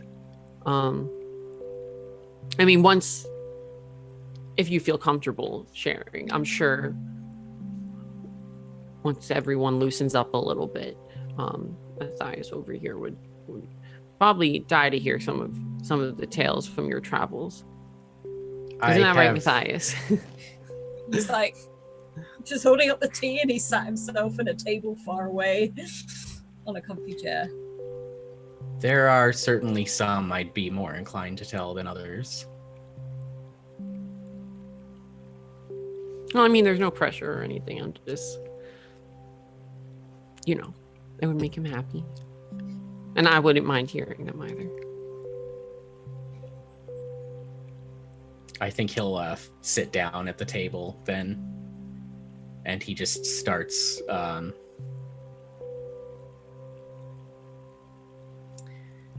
one time I was caught in a blizzard, and he just starts telling this little story about something. You can see like Matthias sort of slowly stops drinking his tea and just sort of starts listening. He's never normally told stories, he's the one who tells them. So for the roles to reverse, he starts to lose himself in this story very, very quickly. And Astrid pads over and sits next to you. And Paula, Matthias made like a pot up of tea. What would you do whilst these two are having this conversation? I'd probably peek up the stairs to see what's taking Talon so long, and maybe start heading up myself. Okay. We'll follow over to Talon. And Talon, you reach the top of the stairs where Avric's apartment is. And you have a moment and everything is very, very still. It looks like no one's moved that much around here for at least a couple of hours.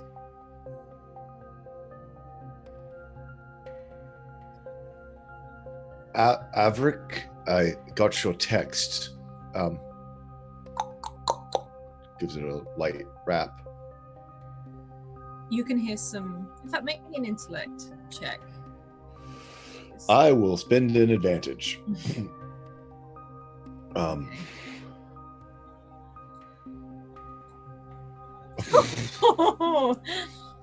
You can hear some floorboards creak. And it's not coming in from the room that you're knocking on the door of. He looks around. I mean, there's not much of a hallway here. It's just pretty much a landing. No, it's like a tiny, it's pretty much a landing, and there's a kitchen at the far end. And that the door you're in front of at the moment is where his bedroom would be. But he doesn't seem, no sound is coming from in there. He sort of goes around the corner. Avric, are you in your kitchen? And he sort of begins to walk down towards where the kitchen is. As you do, the door is flung open, and Avric jumps into the hallway with like a frying pan brandished in his hand, and you see Clyde just start barking loudly. He's like, "Oh my god, it's just you. Okay, what are you doing? Breaking into my shop in the middle of the night? I was sleeping." He holds up his phone and shows the text. What's that? You said to come to Bruin Bindings. No, I didn't. Well, someone did. They texted me. That's what this is, right? I lost my phone earlier today. Oh no. Oh no. What? Come downstairs. This isn't right. They wanted to get us all here. He goes charging down the stairs. I'm putting clothes on as he sort of runs back over to the bedroom, and you can hear like this. Paula, you can see Tolan come crashing down the stairs as you would have heard this interaction. Avric lost his phone. I don't know who sent the text. What the heck? It's probably a trap.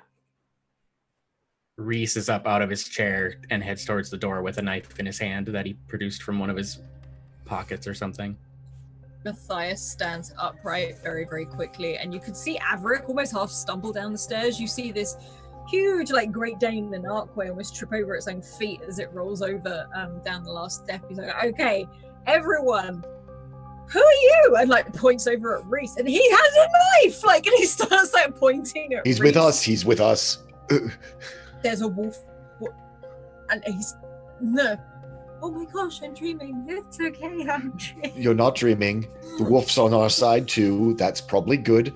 Of course the wolf's on our side. Of course it is, yeah. Are you going to complain about the wolf being on our side? I'm not going to complain anything. Why all of my shop at, like, 1 a.m.?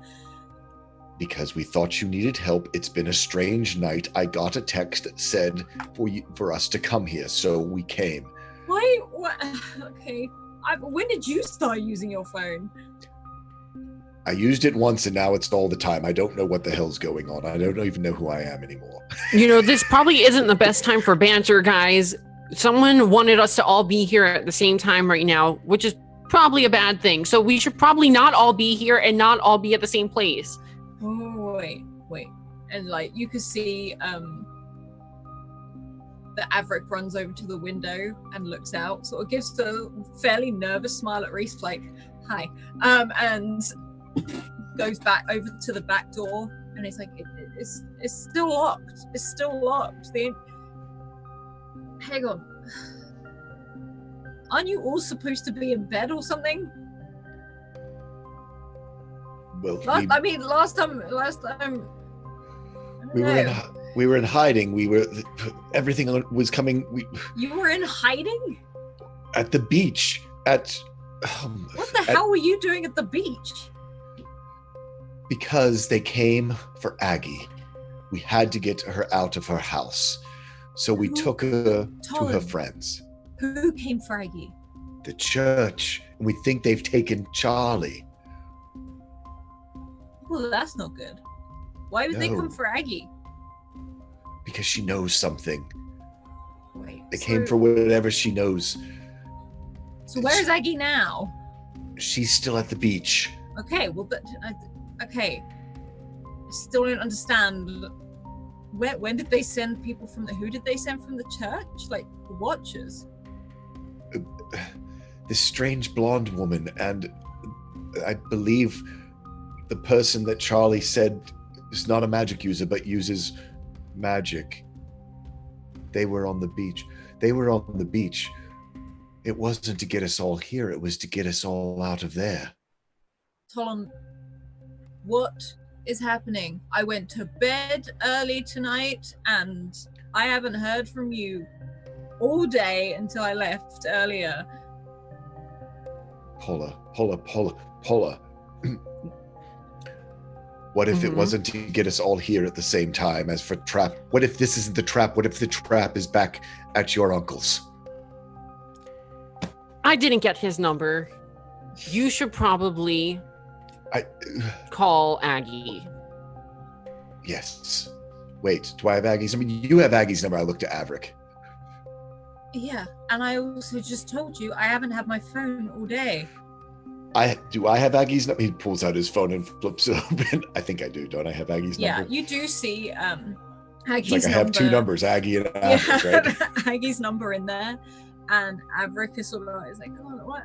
The day was going so well. I made coffee, and now all this. Like, also, you said, like, and like, Averick is not awake at all. He seems to be moving. He's like, look, last time I spoke to you was when I left Aggie's, okay? And everything seemed fine before that point.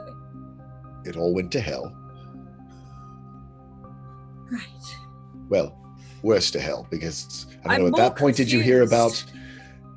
I'm more confused that you got a text from me. Whoever has your phone must have texted me and told us to come here. Right. So here we are. We thought you might be in trouble, or that for some reason things had changed. The last thing we said was that we would talk about if the plan changed. What plan? The plan Wait. where you're gonna call Wait. Aggie Tolling. You haven't had your phone all day? No. I spoke with you, or thought I spoke with you earlier tonight. Oh no. I told them, oh no, I told them everything. Told who what? Whoever Look, has your all phone, know I is told them I everything. went out earlier to the market and my phone wasn't in my pocket anymore by the time I got back. It's a pain in the backside. Now I'm gonna get a new one. So we didn't talk tonight. You and I didn't talk tonight. I didn't wake you up while you were in bed and I did talk to you. Are you kidding me? I went to bed at 9. So at 11 o'clock, I didn't talk to you. You had No. lost your phone. No. I've literally been, this has been my chill day. This is why I don't use phones. And he throws his phone across the room. Okay, what is happening?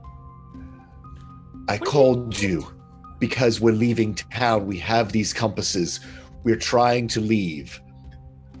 The church wanted to take Aggie. The church has taken Charlie. And now I've told them everything that we were about to do, all of our plans. I've told them because I thought I was talking to you. It sounded like you. I haven't. Oh God! Like, and it just sort of, it's like everything starts. He's like, I told them we were at the beach.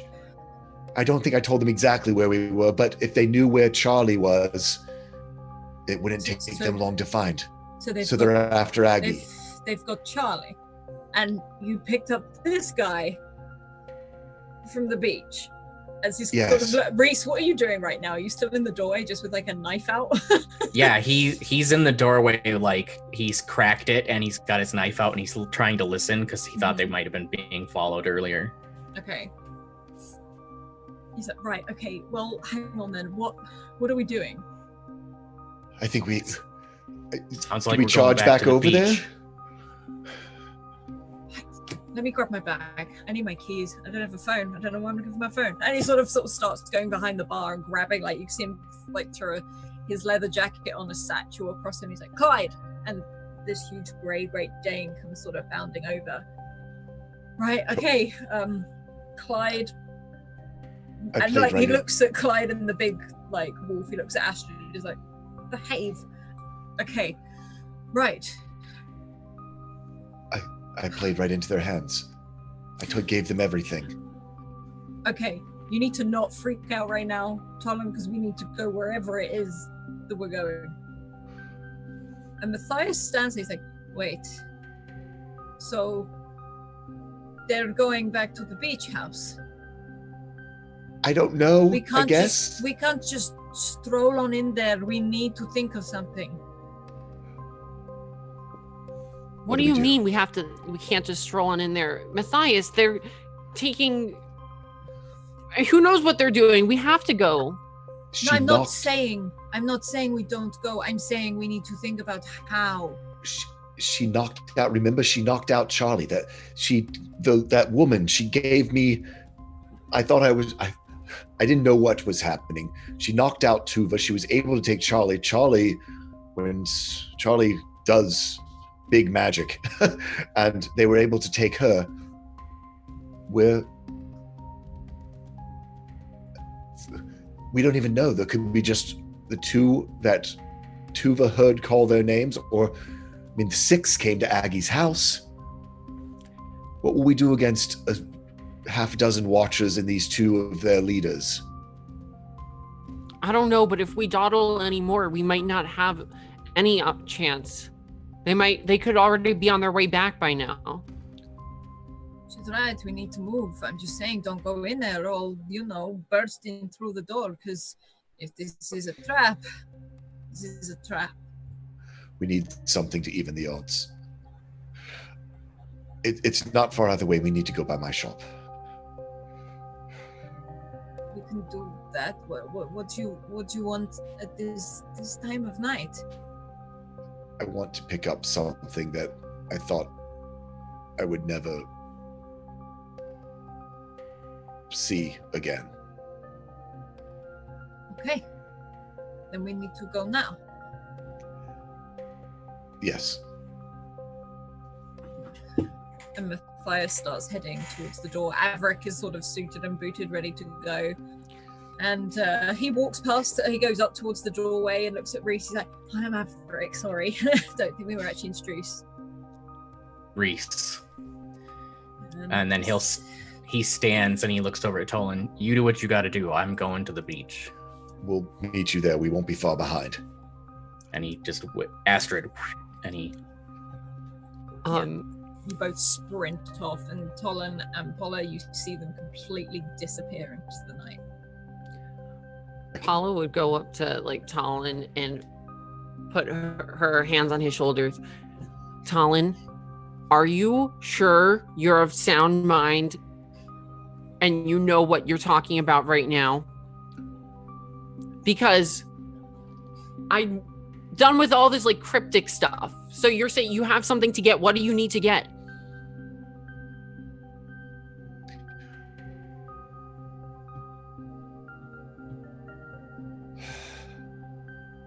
Back when I was a seeker, there was another seeker who died. Not when I was around. The body had been there for a long time. It had been pulled apart. But they had something with them. They had two things with them, actually. That I didn't want to get into the wrong hands, so I locked them away. I've kept them safe. I'm going to get some guns. And he looks so ashamed, and he just turns and starts to walk out the door.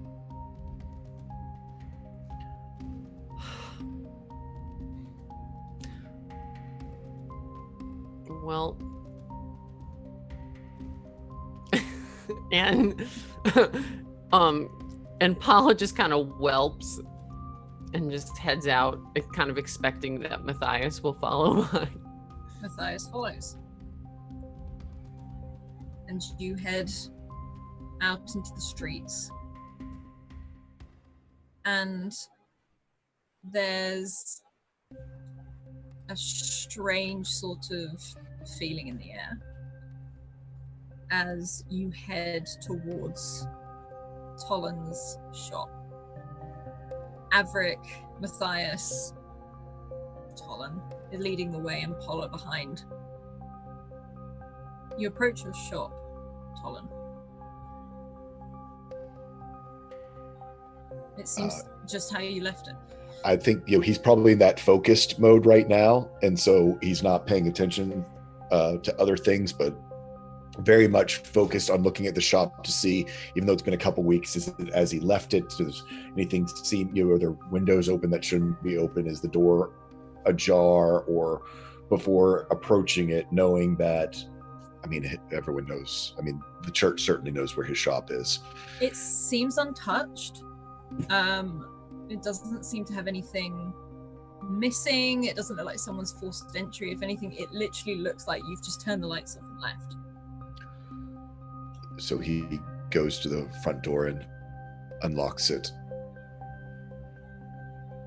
And turns on the lights and looks around to see if, again, it's a junk shop, so there's stuff everywhere, but he kind of, it's his own crazy, organization system. So, there is, he, kind of knows if things aren't really where they're supposed to be. It looks like it's just, always looks like it's just a bunch of stuff, but so he would look around to sort of, again, see if someone's been here. And roll me an intellect check. I'm going to spend. Mm-hmm. I'm going to spend, and I'm going to use an advantage. Okay. So let me pull that off my pool. 6 and a 10. Okay. On a 10, you look around your shop. You have a feeling one or two things might have moved, but nothing looks to have been taken. Maybe Right. They were looking for something, but not actually anything gone. If anything, as you enter the room, you get that slight sort of hit of that slightly positive feeling from the terrarium where it was perched up on the side. Right. You can actually see in the dust where it's been moved and looked at. Someone's been here, but hopefully... if they took something, it'll take me a while to figure out what it is, but let's not dawdle. We need to get going, wait. Tom. We can't wait. So he goes underneath of one of the heavier work tables, and he tries to start to move it himself. Could you give me a hand? It's probably going to take all four of us to actually move this out of the way to get to where there's a compartment under the floor. Averick and Matthias run straight to the other end of the table and they start moving it. We need to move this. And he gets out of the way and lifts up this old box. And, as you push it out of the way, like most workrooms, there's been stuff under the desk, so you sort of have to push half the boxes that are stacked underneath of it as well. He opens up this one, it's not even like an actual hatch, so no one would know. It's literally a floorboard that he pulls up, and then another one next to it, so we can reach down and pulls out what looks like an old lockbox, and starts to put in what looks like a combination. It seems as though there's a little bit of complexity to it, and pops the lock, and inside are not sort of standard looking, but sort of looks like two like 6-shooter type pistols. They do have some glowing runes on them. There are ornately engraved. They're very ornamental, old artifact type weapons from the early war, or one of the early wars that apparently this other seeker had recovered and fixed and recreated. And not having holsters or anything, he just sort of like literally puts them into one of those, his deep pockets, and then he just sort of grabs it looks almost like a medicine bag, like an old doctor's medicine bag, and he picks that up, and you can hear all sorts of bits and bobs and things and tools rattling around in there. And just for brevity's sake, can I use one of my auto successes to basically say that it's a well-equipped tinker's tools that he sort of has, from back with his adventures? I think it would be your old set. Yeah. Looked after, almost like because they've barely been touched. Also, thank you to Patrick for that £10 donation. Thank you so much. But I think it would be like his original gear that was looked after very, very well, and it's been well protected over the time. Yeah, everything would have been wrapped away. I think he probably would have lovingly packed it away sort of after everything that happened. And so he grabs that, and as he starts to walk by, Averick sort of grabs your arm before you walk past. You have a gun? 2, actually, and he hands one to Averick. And he sort of holds it. He's like, what am I supposed to do with this? Hopefully never use it. How long have you had these, Tom? Aren't these like fingerprint identity? Hang on. These are not anymore. I made sure they would work. He looks so ashamed. Why?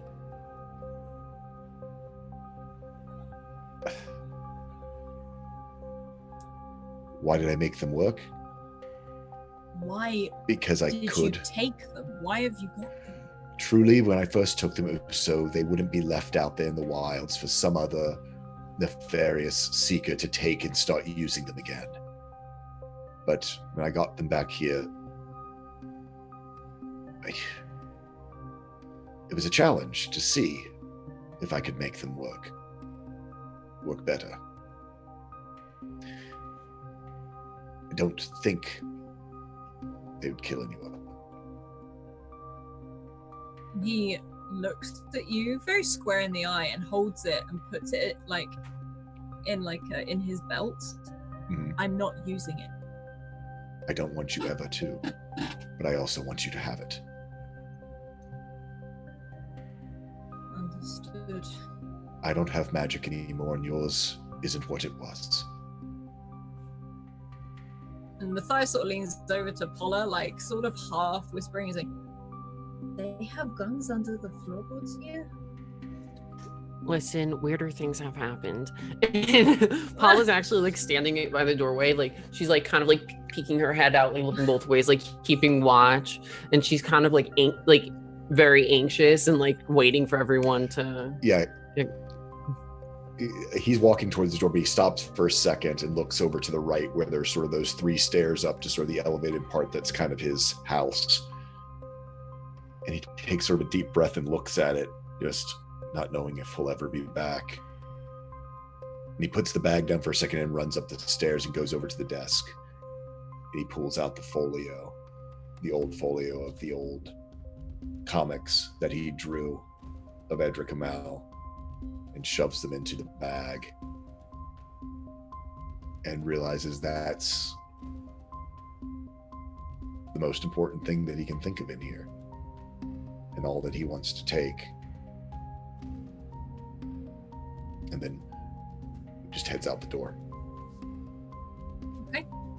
And with that, I'm going to take a really quick bio and then we'll be back. Y'all. How's everyone doing? Oh man, Tolan is so ashamed, but he's feeling so helpless. Oh. So he's like, yeah, it's something he vowed never to do. But yeah, if we walk in there and they're trying to take Aggie, yeah, he's gonna pull the trigger. Sun's out, guns out, baby. Oh yeah. Yeah, no, man, no, this is gonna be tough because I don't know how well he would recover from having to use one on somebody. There's a lot to unpack here. Yeah. Yeah, because I think there's, that back in his cocky younger days, I think there was very much, I'm taking these so no one else gets them. Well, I'm going to mess with these to see if I can actually make them work. Oh, look, they actually work. I should really destroy them. No, I'm going to put them in a box and I'm going to say, it's that little slippery slope he went down, and now he's there. He's there. Oh, feels bad, man. Listen, you do what you got to do. I mean, if they're taking Aggie, it's game on for Tolan. It's that's about the only, him or Averick, and that's that would be the why he would. Yeah, we'll see. Okay. So Tolan sort of leaves his house straight away, his shop straight out, Averick close behind. Matthias looks. I do lock the door. Lock it up. Yeah, Matthias looks to you as well, Paula. He's like, should we go? Hell yeah. I mean, listen, if there are guns, I want to see them. Okay, but let's do one thing at a time. Let's get there first. And he sort of almost half crouched and pulls you out of the door and starts running down the street. And Reese, you have been sprinting. You can feel that rush of the cold night air sort of against you. You've got your hair sort of falling back a bit. You can hear the sort of the thudding and the thundering of Astrid's paws as she runs next to you. You can hear her panting as she goes. And she seems to know the way back. Even if you didn't know exactly, she's got the scent and she is moving. And you come up to that road, that cobbled path. Suddenly you hear the sea again. You can see that moonlight on the ocean. You can see those lights on in the house you came out of. And Astrid comes to a stop and looks. He'll stop.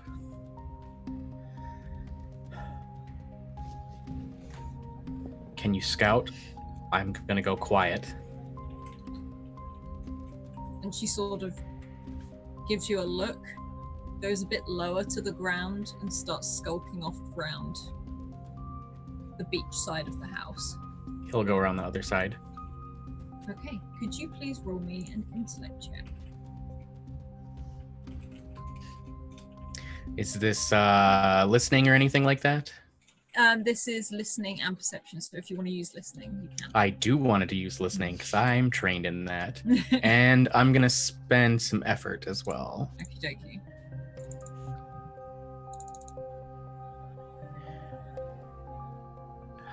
How do I make it add to that so that it just does it automatically? It should. Hang on a second, let me get the character sheets up. Where is it? Reese. So if you spend, you use when you roll the intellect check. Oh, there it is. Yeah? It's in my action bar to add just spend 1 effort. Maybe that'll do it. Yeah, there we go. Yeah, that's it. On a 5. Learning a different sheet. Yeah, the sheet gets confusing when they change them. You sort of press yourself up against the wall of the other side of this house as you move, and you can sidle your way along. You can see the light coming through the windows, and you can hear a murmuring, almost like someone's talking, but it's very, very faint. And on a 15, you think it's Jonathan, but you can hear him. It doesn't sound angry, it doesn't sound heated, it sounds desperate.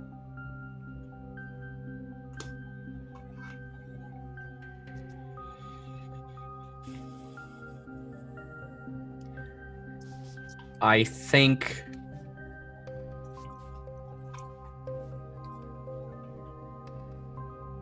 as much as Reese wants to just go in to make sure everything's okay, he's not sure what's going on yet, and he doesn't want to potentially make whatever's going on worse, so he's gonna try and skulk carefully into the building undetected, hopefully.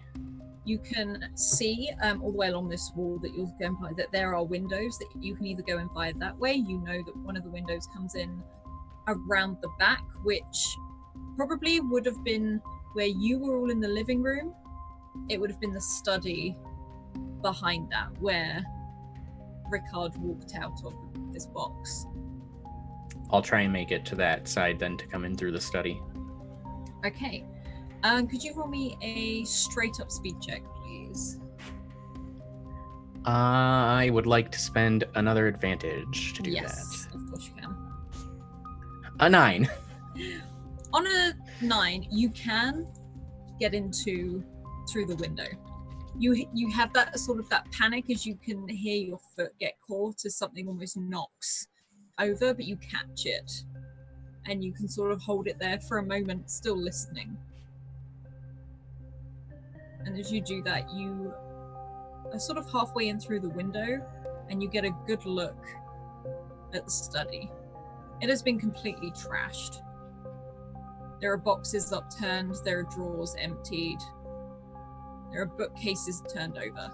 You can see through the doorway from your angle where the living room was, where all like the couches were, and you can see what looks to be a smashed lamp in there and a table upturned as well, just from where you can see. I think he'd put himself up against the wall by the door to try and get the best view and listen of what's going on. Okay. As you sort of listen again, still on that same roll, first of all, you can hear, it's more that you have the connection with it, and you can hear and see Astrid crouch, that tiny bit of fur walking past the window at the front of the living room on the beach side. You can see how close she is, and you can hear a snuffling, and you hear sort of like a scratching as well. And as you sort of press yourself up against the wall and look around the corner, you can see what looks to be like a badger, and it's sort of like flickering in and out of its permanent and spectral form. It's sort of staggering and moving over into one of the walls, and it sort of flumps down. It's still like breathing. You see its back and chest move up and down, and you do see it stagger. you can hear a very broken voice from Jonathan. And can you roll me an intellect check, please? I would like to spend an auto success. Okay. You manage to slide your way just that little bit more around the corner to give you that slight eye line into the kitchen. There's blood on the floor.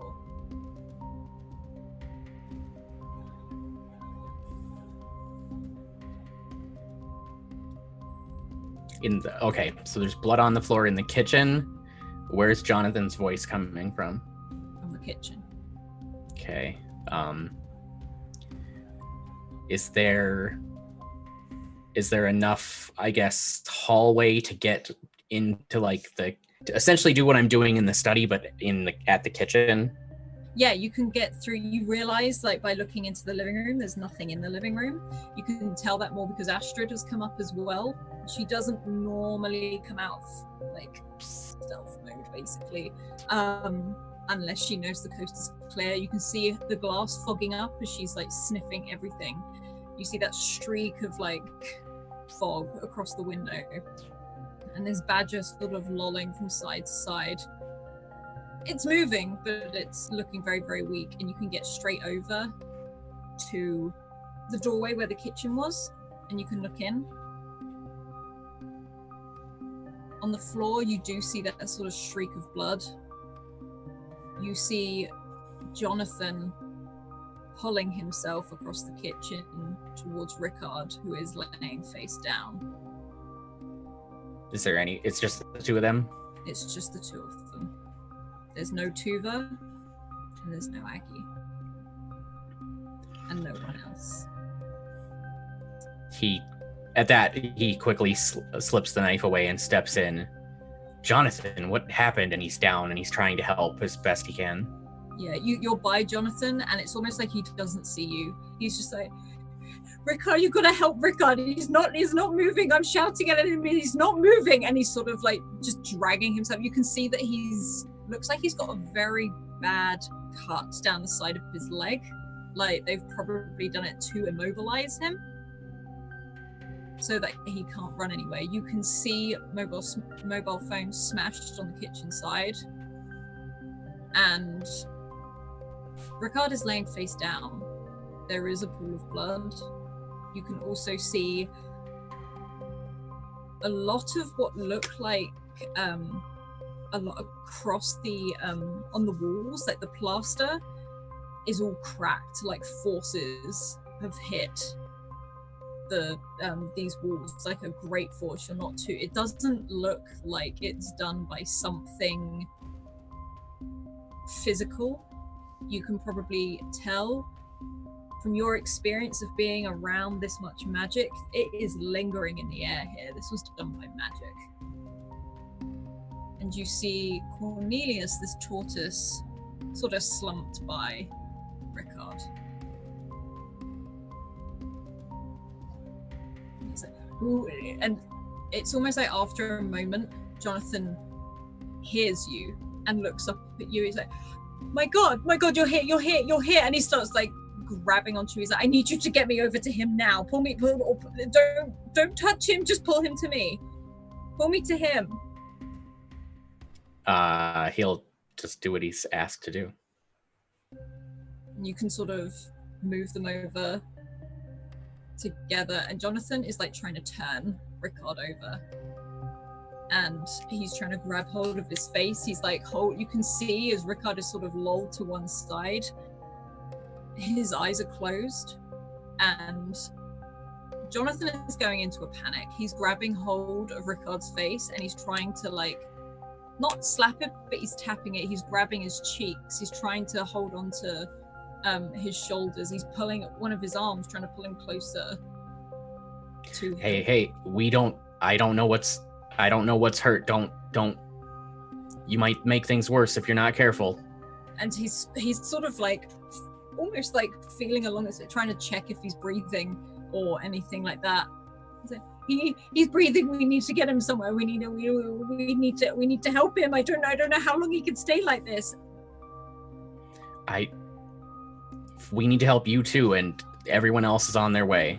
He's like, screw that! We need to get the others. We need to get him out. Look at him. I'm guessing you can't stand. He looks stable for now. We need to deal with your leg, and everyone else is on their way. The kid is gone. Tuva, the little one, they took her. They're gone. They're just gone. I don't know what to do. It was all such a blur. I can't. And you can also see just like, it doesn't look really bad. There's a trickle of blood coming down the side of his head. It doesn't look like it's causing him too many problems, but you can tell it's not good.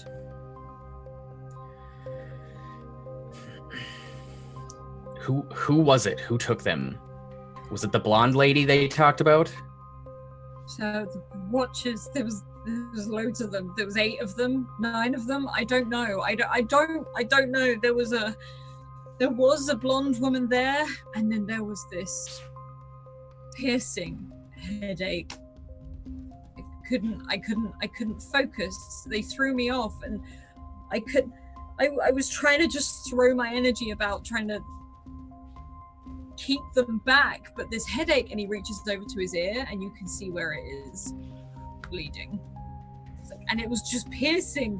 I didn't know what to do. I can't. And he sort of like grabs you by like the collar, and he's just like, what do I do? I don't know. You stay calm. We take care of you, and we take care of him. And when everyone else gets here, we'll figure it out. And as he says that, he uncorks the whiskey that he had taken, and he pours it on his leg. Yeah. To disinfect it. Like you feel that grip on your collar, like really digging. Like he's like, oh, and it just sort of makes a very sort of hissing noise. You can see he's clenching his teeth rather than actually trying to yell out. Tolan and Paula, you're with Davrik and Matthias, and you come running down the street.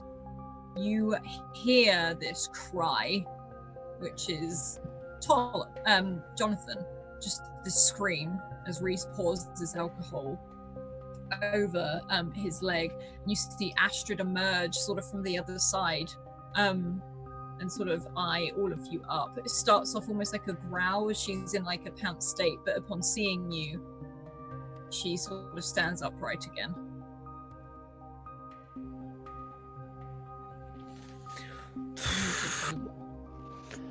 It's already happened. It's already happened. We have to get in. He just Tolan runs. He just runs. He runs to get there as fast as he can to go up the stairs and get to the door. Paula would also immediately upon hearing the screams turn to Matthias and be like, start calling Jin. I'm on it. I'll go get her myself. And he's like, I'm not trusting any phone call. And he sprints. And then Paula will follow Tolan. Avric's close behind, and Tolan, you can burst in through the door, and you are greeted with this scene. You can see Reese sort of pouring the alcohol over Jonathan's leg. There's a lot of blood. Sort of, it looks more to be like where someone was bleeding and they've dragged themselves across the room. Okay. Blonde lady took your friends.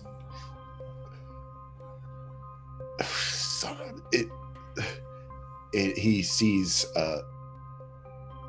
Jonathan, sees Jonathan's state of panic, looking, I assume, with eyes on Ricard, and sort of dives down on to Ricard. I would like to burn a new thing that I've got. Mm-hmm. I'd like to burn improvise, which costs me 3 intellect points to burn. But it when I perform a task in which I'm not trained, you can improvise to gain an asset for me to assure that Ricard is stabilized. Okay. Do you still need to... Was that you needed to roll for it? Was it just an asset? Basically what it does is it gives me, so I'll have, what I'm going to do is I'm going to burn both I'm going to burn an advantage. I'm going to burn effort, and I'm going to burn have the asset of improvising. So Okay. that's going to cost me 5 intellect points before all's said and done.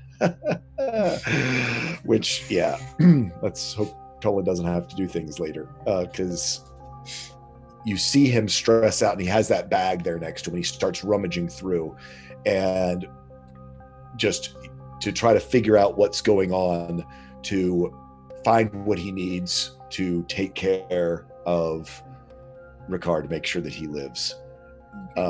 Or hearing that they're going to go get Jin, and that the story about Jin, knowing that we've got an actual medical person, but he wants to triage. So 9. Oh, and in that one, thank goodness I used thank goodness I used an advantage. Ricard died. No. You look Ricard over. Jonathan is sort of looking at you. He's got one hand on Ricard. He's got the other like on Reese, more just to like try and deal with the pain. Like he's clenching hold of Reese to deal with the pain that's the alcohol's poured on his leg. And you look Ricard over Tolan, and as you do, you can see that he has suffered some sort of trauma in the fact that he looks as though he's been beaten up, but there are no marks on him. You can assume this is via magic. You can see blood running from his ears, and you can also see a huge wound in his side. Huge wound, and you know that this needs to be like you can see that this bleeding is it's continuous, it's going. You can see where Jonathan has taken off his jumper, and he's trying to, with one hand, press it down. You know you need to stop this and effectively patch it up. So with his tools, I actually still have this sitting around, he is going to, seeing what's going on, knowing that we've probably nicked an artery or a big major vein, I assume that I've got types of filament and thread in there, but he knows that he's got to stop what's going on inside first. So I still have this old capacitor that I had, and he's going to pull away Jonathan's hand. He goes, "Trust me," and pulls out this old capacitor that's been charged up, that he used to shock the guy through the door handle before. And hopefully, if it, with my roll, reaches inside and is able to cauterize and close up that area, letting the electricity, we hear this probably a horrible smell and sound as sort of the ozone first hits from the capacitor discharging, and then some charring flesh, and then begins to methodically, almost like he would do with an invention. You can sort of see everyone, pretty much has known Tolan as being sort of this bit of a frazzled man. You see him sort of go into this inventor mode, this very focused state where it is step by step, methodical, one problem at a time. That's bleeding, close that. Sew this up, close that. Move to the next thing, cauterize here, move that over, reconnect, stitch together this muscle around that, coat this next thing. And it's just this incredibly focused, intense, step-by-step processing of breaking down a problem into its hundreds of little pieces and solving them one at a time as rapidly as he can. Okay. As you do, you can see Jonathan does cry out as he sees this happening to Ricard, but understands it's the right thing to do. And Reese, you can feel him almost grab you now with both hands as he's trying to heave himself up almost into a seated position, sort of pulling himself up. And Paula, what are you doing right now as you're witnessing all this happen? You can see your uncle going through this.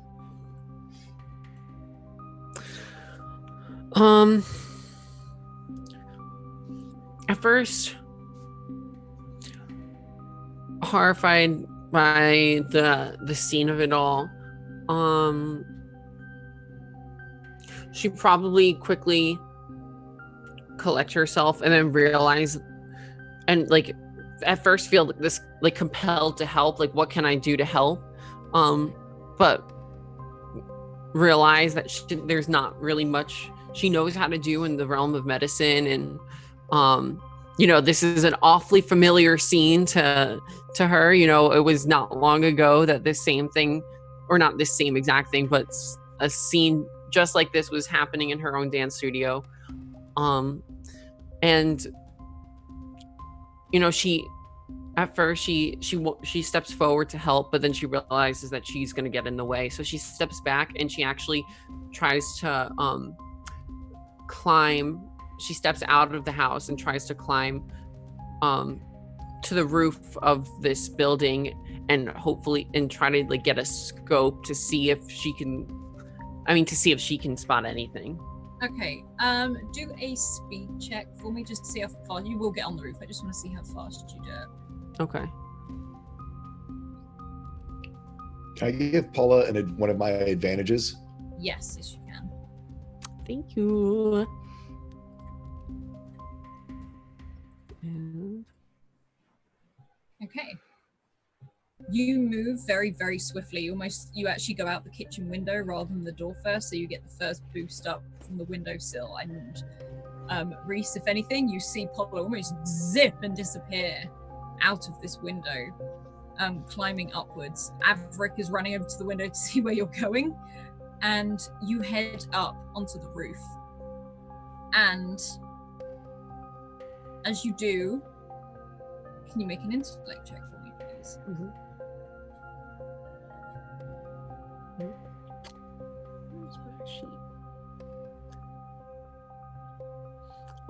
I'm gonna put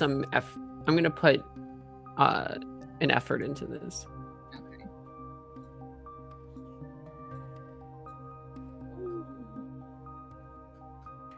Yikes. Well, yay, my favorite. You stand up on that roof. Down below, Tolan, you manage to stabilize Rickard. He stops shouting and his eyes don't open, but you can see his chest rise and fall, rise and fall. And you see that Inarque start to move a little bit as well. And Jonathan is sort of let go of Reese and is like pulling himself over, sort of holding on to Rickard, just holding on so tightly, sort of looking back at Reese. Thank you. We need to find the others. I don't know what to do, but we need to find the others. Let me think. Hang on, I just need to think. And Reese, you can hear Astrid outside as she throws back her head and howls. And she howls loud.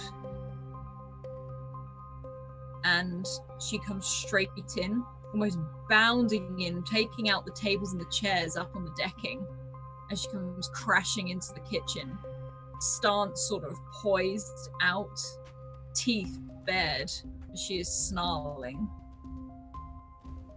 Is there anything you would like to do?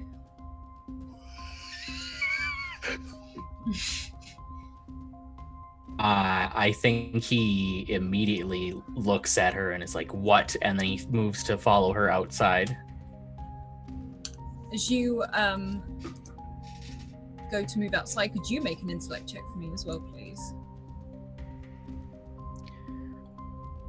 I'm gonna spend some effort. Okay.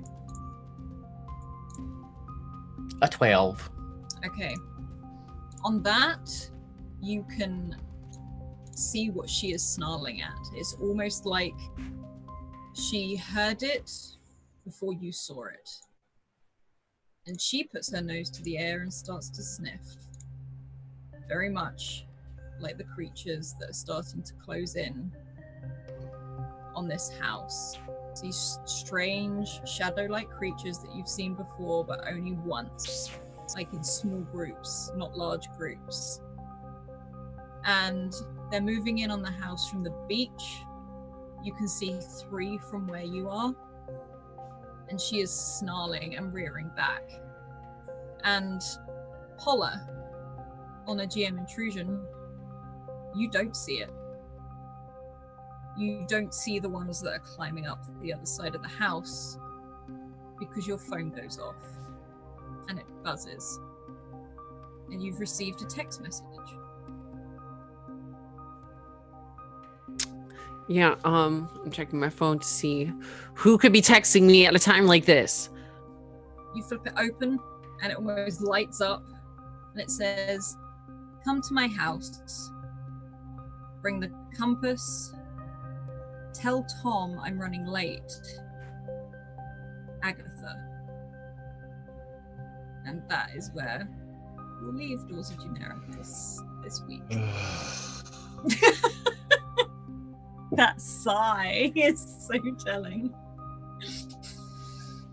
Tell Tom I'm running late.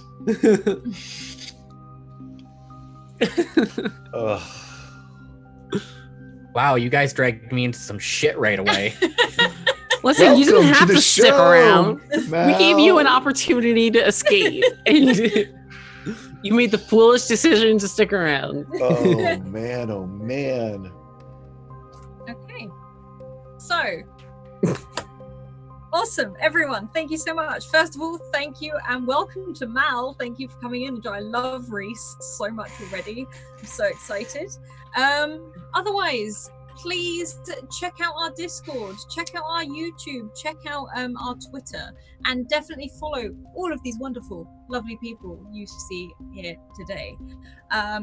Also, a huge thank you to our wonderful sponsors, The Deck of Many. Please go and check their stuff out. They've got some spell cards I may be mildly obsessed with, and also Mage Hand Press, which you can check out being run in the form of Argo 37 on Thursday. Also, this show is on a rerun every Friday, so that if you want to come and scream and chat with the crew, you can. And also, please head over to the Doors of Dunera room on Discord, because we'd love to hear like your ideas, or what the hell's going on, what do we think's happened. Yeah. So other than that, keep evoking emotions, and we'll see you next week, everyone. Bye.